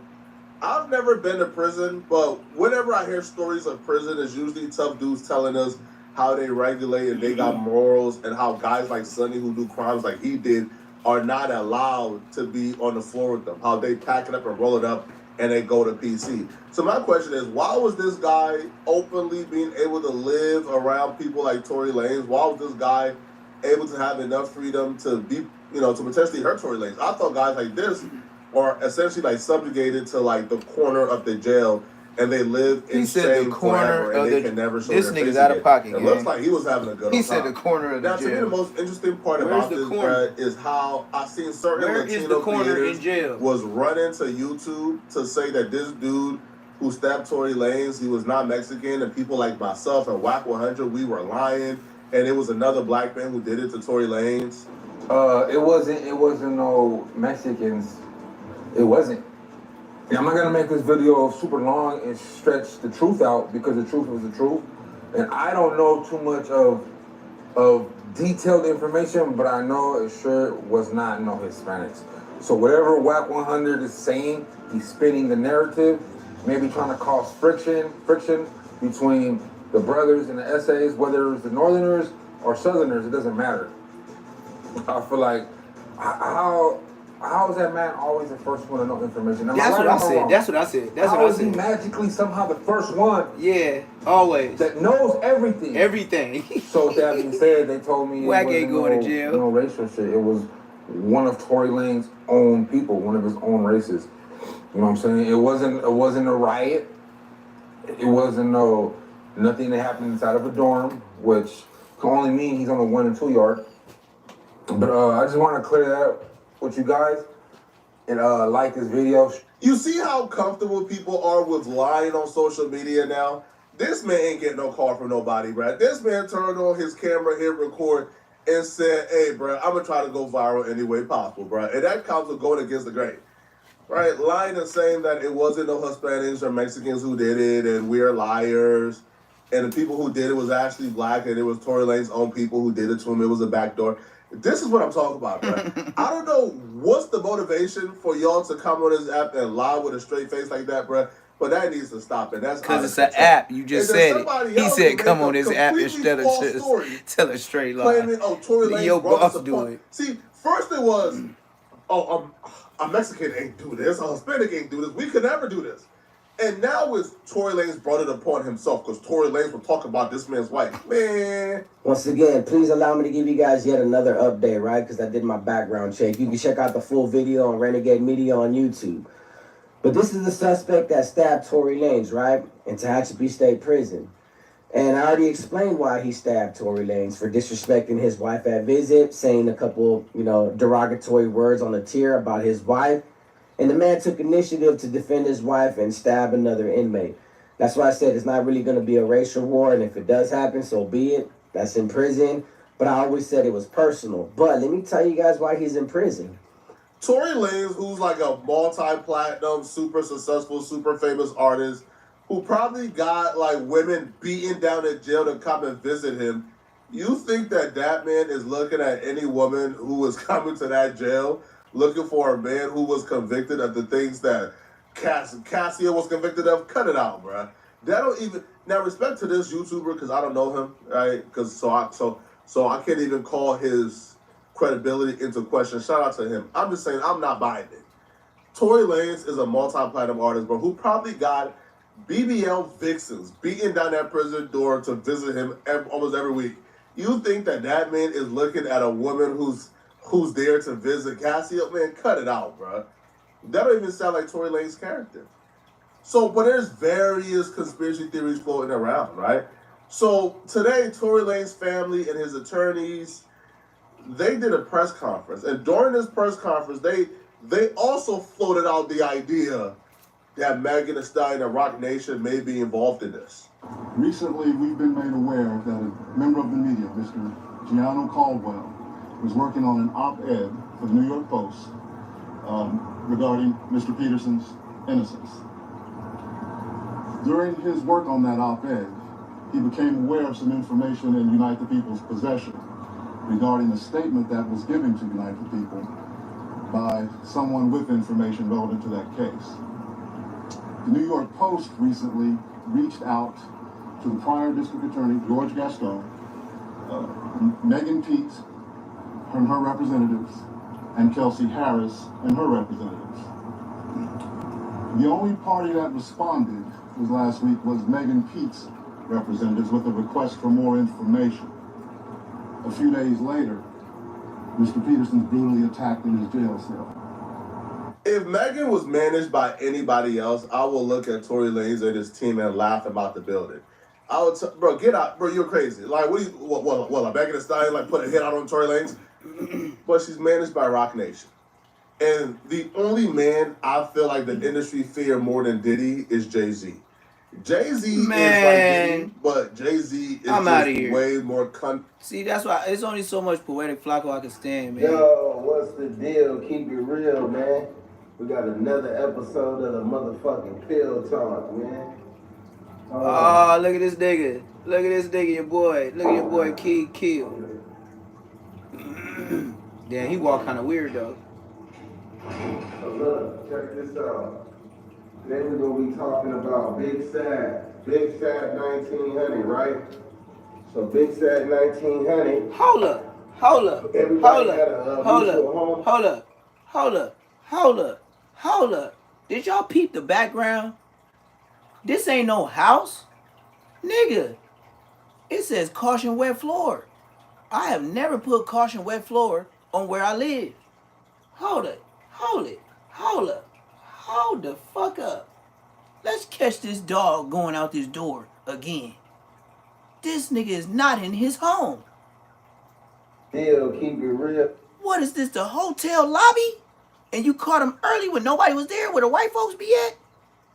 Yeah, I done been to places like that too. You walk in, ain't nobody at the desk. You in a town on the way to Atlanta, and you don't know where the fuck nothing is. It just ding-a-ling-ling-ling. Ain't nobody there. And I'm talking about, do you steal pens, go behind the thing? You know, just be as ghetto as you want to be. That's where he look like he at. We got another episode of the motherfucking Pill Talk, man. Hold on. Look, that's a pool table. That's a caution sign. I told you, it looked like a lobby. So look, check this out. Today we're going to be talking about Big Sad. Big Sad 1900, right? So Big Sad 1900, everybody had a mutual homeboy. His name was Steve-O. And Steve-O was a good nigga, you feel me? Everybody loved Steve-O. He was good-spirited. He was a cool-ass nigga to be around. He'll make you feel like you can be something with your life. If you didn't have nothing and you go around him, he'll make you feel like you was something, you feel me? He made me feel like I was something. When I was fresh home from the prison on super swole, super tatted, I went to that nigga house, even when my own family members were scared of me. I went to this nigga house, he was talking about, here go my gold rollie, put my gold rollie on, nigga. One day you'll have your own. He was a cool-ass nigga, one of the coolest niggas I ever met, you feel me? He fucked me up when he died, nigga. When he died, nigga, I had panic attacks. Nigga, I ain't never even felt like that for my own family members. I just knew, like, damn, nigga, the world damn near over. This good nigga died, the world almost over. So this what happened to him, right? You ain't walking in them Yeezys good like you wear them much, bruh. So look, basically my nigga got a poodle. That nigga rocking a poodle. He had a cousin that was dealing with mental health issues. And his cousin was locked up in the county jail fighting the case. And he bailed his cousin out. So when he bailed his always cousin be them out, big ass niggas with them small ass fucking dogs. His cousin killed him while he was asleep in his room. Killed him in his sleep. Hopefully my nigga was asleep on peace. Hope my nigga didn't feel no pain. The long story short, You know, he was the real leader in 1900. He was the one that was really funding Big Sad's career. He was the nigga who was really making moves statewide. He was the one that was really getting the shirts made, really going state to state, making plays, really like a real boss type nigga, you feel me? And so Sad calling him for maybe about 2-3 days straight.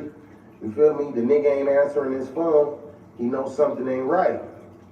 You know what I'm saying? Steve don't get out like that. So he decides to go over to Steve-O's house.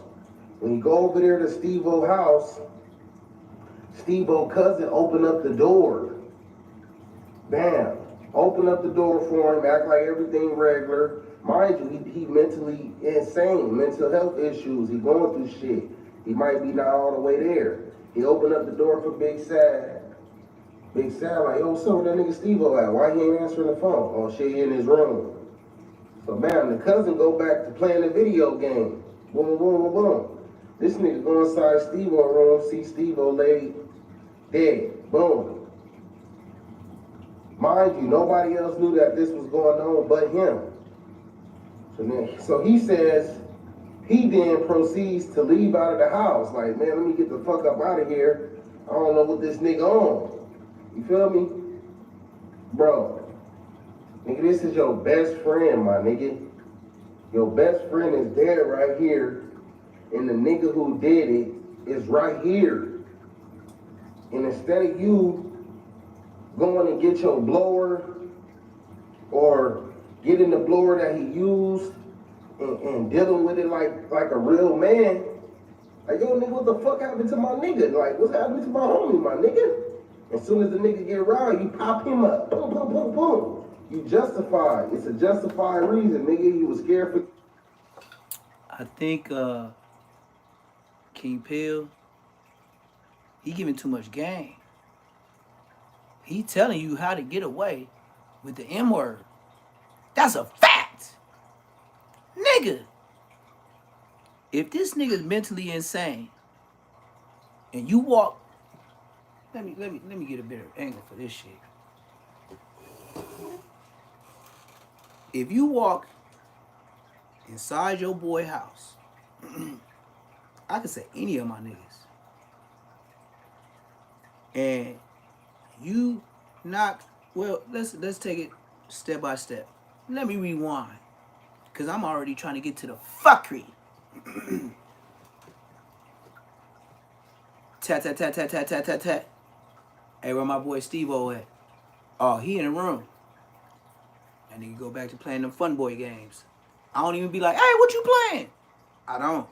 I be on money transaction moves.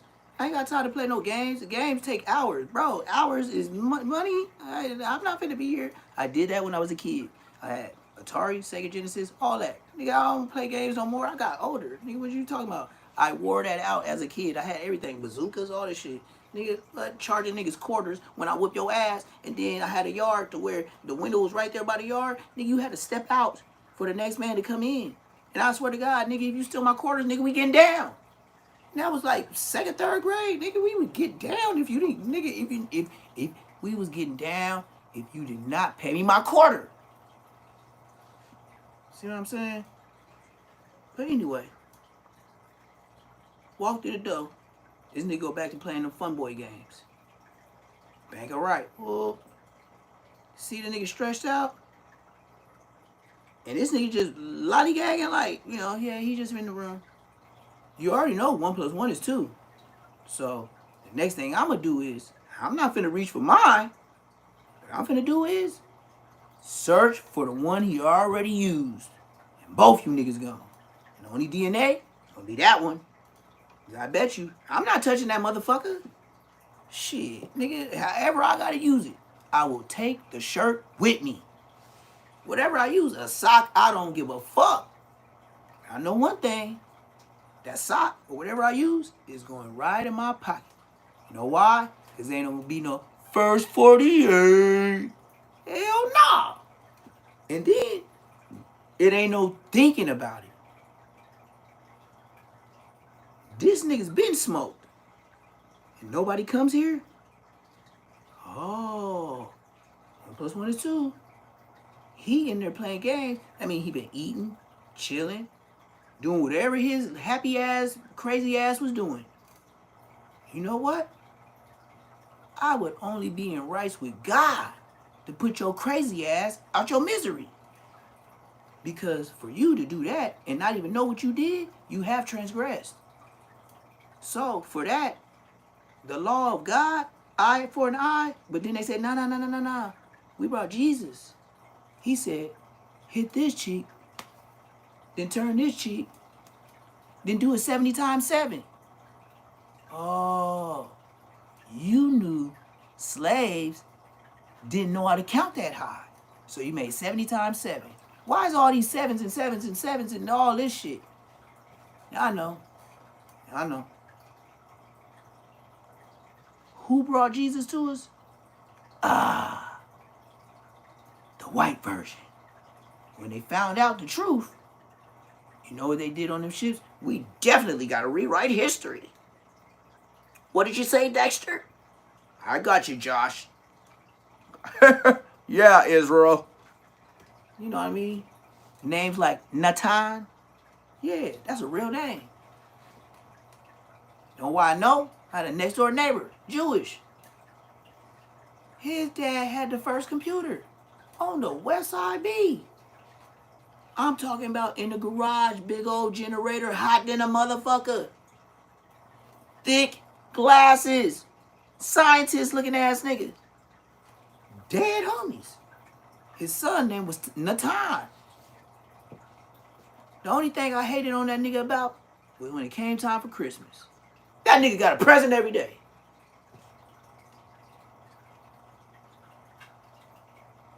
I was mad. I was like, why we Christian, mama? You see what they doing? Dead homies. I was hot. And I remember I was like 5th grade. Because I stayed out there for 2 years.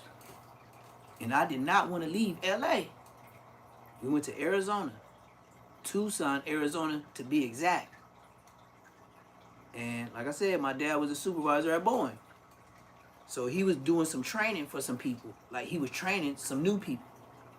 So we went out to Tucson, Arizona. I'll never forget, I went to Duffy Elementary. Duffy Elementary, I lived 3 blocks from the school. That rich ass area, they used to pick me up on a bus to take me 3 blocks down the street. 3 blocks. And I had to be there 7:40. Yes, sirski. That's how early in life I've been waking up. And you know, on them days I didn't have school, yeah, I still had to wake up. You know why? Boom, boom, boom, boom, boom, boom, boom, boom. Hey, T, you gonna get that dog shit up? Hey, you gonna trim them hedges? Hey, you gonna wash my car? Hey, you gonna go down the street? You said you want that lizard, right? You said you want that iguana. You said you wanted that fish. You said you wanted that, you know what I mean? Like, he used to work me. And then back in them days when I went to Petco, when I would go with my dog, I didn't know what I had, but I had a Rottweiler. I would go, my dad would give me some money, and I just walk around with the puppy. And white people like, oh, that's a wonderful dog. You're mind tripping. K said, hey. So I would go in there, and my dad would give me a dub. Nigga, I'm in the 5th grade. I'm talking about, nigga, you know what? When I lived there, yeah, that's when Tupac died. Yep. Because me and my sister had our first squabble because I was taking her DRS cassette tapes. I was taking her Tupac Still I Rise. I was taking her 1999 Bone Thugs and Harmony. I busted her Tupac tape. That how do you want it? How do you feel? Coming up as a nigga, I used to rewind on a bike, nigga. I'm talking about with the orange sponge headphones. You know, 99-cent store looking at shit. And I'm talking about, I always had a new bike. That's my dad, that was guaranteed for Christmas. Guaranteed. My whole life. My whole fucking life.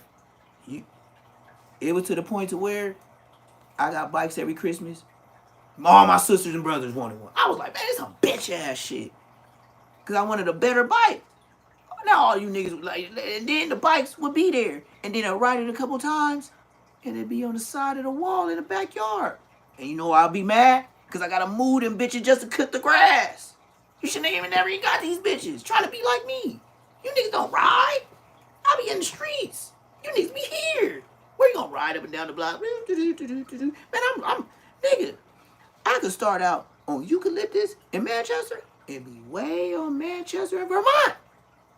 On my mama. And my mama don't even know it. Type shit. Man, what? So back to the story. In that area, my next door neighbor had the first motherfucking nerd ass computer. I never forget. I walked up in there, and then he'll hit the right, and his dad used to be standing up, and he was at the keyboard, and the keyboard about like chest high to him, and he'll be like, "How you doing, bro?" I'm like, "Man, shut your bitch ass up." Doing everything. I was an asshole. I knew he looked like a Mr. Buster. That nigga looked like, man, you know Futurama?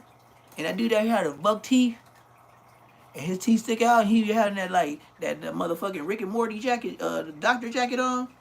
Yeah, that nigga with the thick ass glasses. That's what his daddy looked like. Straight Marquito. You slap him, you know he gonna tell. Have no shame and yep, that's him. No shame getting on the stand. Send us in to the max. He'll be worse than DJ Academics. Go in and it's hot. Like as soon as it open up, it's hot. And I'll be like, "How you doing, Mr. I forgot whatever his name is." And he'll have that bullshit ass that thing on the top of his head, that yarmulke. So then he'll have some strings hanging on the side of his pants and shit. Never knew what that was. But I was like, damn man, they need to cut the strings. Like I'm telling you how I seen it as a kid. I was like, man, I need to cut them strings. Like my mama whooped my ass for them threads. I didn't know what it meant. So then I go up in there, bam. You know, this nigga invited me to dinner with his home. And when I seen that computer, man, I was so happy. I told my mama and them, I was like, look, I'm eating at Natan house tonight. Don't worry about me. Don't say me nothing. I'm good. They was like, oh, next door, your little friend? Yeah, my little friend. Yep, my little, and then my mama, like, I was always like a little buff baby. So she always used to say, your little friend. Like, everybody was littler than me. So she was like, your little friend, right? So I was like, yeah, my friend. So then I like get my little shit, woo, I go over there. Nigga go in there looking nice, presentable and shit. Then probably change my little dirty ass clothes we've been playing in all day. I go over there. You know what this nigga had for dinner?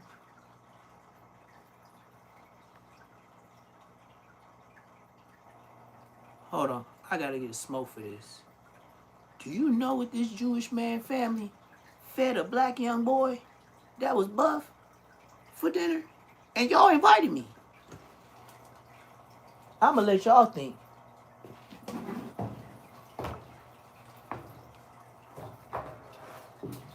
They did me wrong, man. They did me wrong. I can't lie to you. They did me wrong. It was, I didn't even know how to take that. I still don't even know how to take that. These people invited me, my next door neighbor, Jewish, with the first computer in the garage. This is they fed a nigga. So I'm smelling food cooking. I'm like, all right. You know what I mean? All right. You know what I mean? We sit down.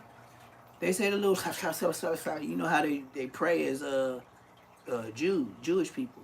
They gosh, gosh. It almost smelled like Russian. You know what I mean? If you don't know.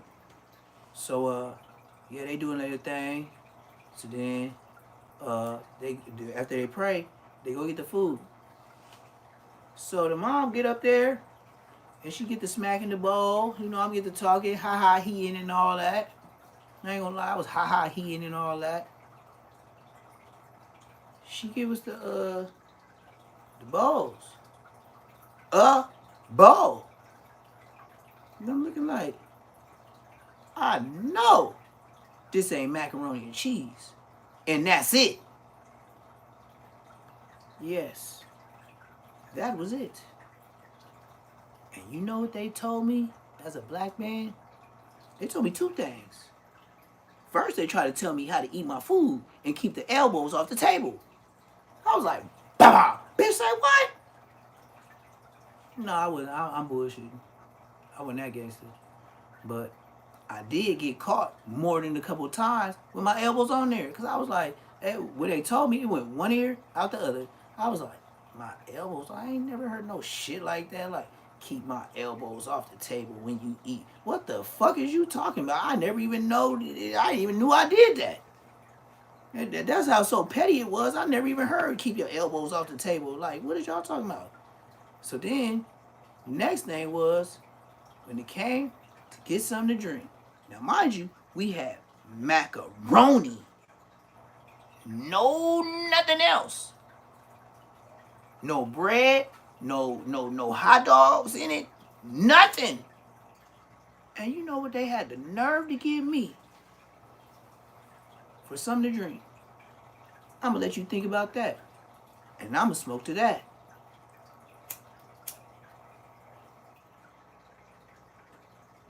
Mind you, let's rewind. They had the first computer in the garage that was big as fuck, huge, floppy disk type shit. The first one, floppy disk was big before they got small. Y'all forgot about floppy disks with the computers, the big ones, and then they got smaller? Oh, YouTubers don't talk about that shit no more, huh? Yeah, I know. I do. So these people had the first computer with the big floppy disk, and you feed me macaroni and cheese for dinner. As a kid, I knew we was gonna eat good. I just knew it. My dad, you know what I mean? Like, I come from a good family. So I know if you my neighbor, y'all home, let me see what the white people doing. Man, they gave a nigga white, man, they gave a nigga straight white people food. And you know what? They said, "What? Here goes the drink." The drink was milk. Look, man. It's only so much whiteness I could take. Now, I put up with your bullshit by giving me this macaroni. But giving me milk, you asking for a foot up your ass. Milk? You ain't got no Kool-Aid soda, nigga, a Coke or something? Nigga, they came with the milk and macaroni and cheese. These people had the first computer. It used to warm up the whole motherfucking garage. Them floppy disks was like this big, gang. Before they got like this, they was like this, gang. Yes, that's how old I am. And I do got the stories, because I've never been a bum my whole life. Never. I ain't never been a bum when my daddy wasn't a bum. What are you talking about? That's what I said. Bosco, you fucked up having me. Nigga, you been a bum. You can't even tell stories about your childhood. You can't even tell stories about when you told on a nigga that got smoked. You can't do this. You can't go on a live chat like me without being found to be a buster. Because you know niggas like us gonna pop up on you. You know that, Bosco. And then they gonna start asking you about that Rosemont shit. Then you was show bold enough to make videos like you was like that. So now you don't do lives? You forgot you had a YouTube? Shut your bitch ass up.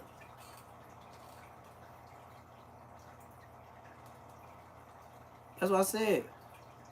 What's they say about Dave? I'm outside. I've been outside. Now I gotta come outside on YouTube? Alright. Hey, bitch, what up? Hey, bitch, what up? Hey, bitch, what up? Hey, bitch, what up? Hey, bitch, what up? Hey, bitch, what up? Hey, bitch, what up? Hey, bitch, what up? Yes, sirski. And then if you was watching live this morning, you would have seen when I cracked it out the packs that I be selling. Yes, I cracked this out the pack. And I got stacks. I got a whole, you know them little like $7 bins at like Target that you just put like bullshit in, you know, gray ones, blue ones, red ones, you know. Yeah, I got a whole bin of those, my size. I don't be wearing the shit because I got shit. But, like I said, I be detouring because I got to get my content along with their content. I ain't finna upload. I ain't finna do all the cute shit in front. I'm gonna show me, my life, what I'm doing. That's what I'm gonna be posting. Or whoever I'm talking about. Other than that, man, I ain't paying no nigga for all that. Man, I'd rather die a regular nigga than be motherfucking weird ass internet coward, nigga. Like, man, I'd rather die a regular nigga, man. Fuck all that. I accept it. You can say anything. This nigga killed him, he was trying to kill me, woo woo. You don't do that. You leave out the house and you call 911. The police didn't know nothing what was going on until you went over there. So you go back and get inside the car burnt out. And call 911 and have the police come deal with the situation instead of you dealing with the situation. You this big bad gangster crib, my nigga. And you don't do nothing for my nigga Steve-O, bro.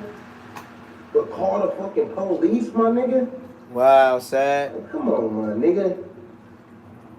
That ain't no real nigga shit, bro. I want to get on here and say, nigga, like, nigga, what you did was wrong, my nigga. I ain't trying to go too much into details, and I ain't even really trying to, like really talk down on you like that. That just make a nigga look at you. What the fuck y'all got going on here, gang? Fuck all the jail stories. Fuck all the shit you did in the past. Nigga was supposed to slide for Steve-O, my nigga. Y'all burnt out, man. Nigga. Fuck, you just like, come on, bro. What is y'all doing? Out the house talking about, oh, I crept out the house. What do y'all got going on? And then you got scared. Nigga, you was supposed to take it there, fool. On peas, my nigga. But that's all I want to get on here and chop it up about, man. You feel me? How this nigga Sad be on here popping it, man. Rest in peace, my nigga Steve-O, man. The real founder of 1900 Records, nigga. The real motherfucking boss, nigga. Boss shit. Everywhere I go, I'ma talk shit. Shout out my nigga Steve-O, man. Rest in peace, on peace. Nigga, if the tables was turned, nigga, I would've slid for you. Nigga, I would've bust your fucking cousin brain open, nigga. On peas, nigga. Fuck Sad. Wow. That's too much, TMI. Way TMI. 3 of the Diddy trial was even worse than yesterday. Cassie takes the stand and testifies more on direct examination today. We find out that he settled the lawsuit for $20 million. We never knew that. All right, Diddy still going today. on. He's wearing a she cream got paid sweater, and she's still shirt, telling. and gray pants. He said, "How are you?" to the members of the media seated in the rows behind him. Family members arriving today. It was raining. Parties are arguing over text messages between Diddy and Cassie that the defense might want to submit as evidence during Ventura's cross. Prosecutor Comey said the defense should have given notice to the government about the exhibits much sooner. Comey's defense attorneys are arguing they've been pulling possible exhibits to respond to Ventura's direct testimony as it progresses. No ruling yet. Judge said the defense should turn over exhibits to the government they intend to use during their cross of Cassie before it begins, with Cassie back up on the stand. Emily Johnson continued to question Cassie Ventura this morning. Photos and messages from Ventura's devices to Ventura, submitting them as evidence. Circling back to when Ventura recalled Diddy and his security packing up and drove away when they learned that Suge Knight was nearby. She asked her to clarify what they packed up. They got dressed and quickly packed up guns that were in the safe. They put them on their bodies. Circling back to the 2016 hotel surveillance footage,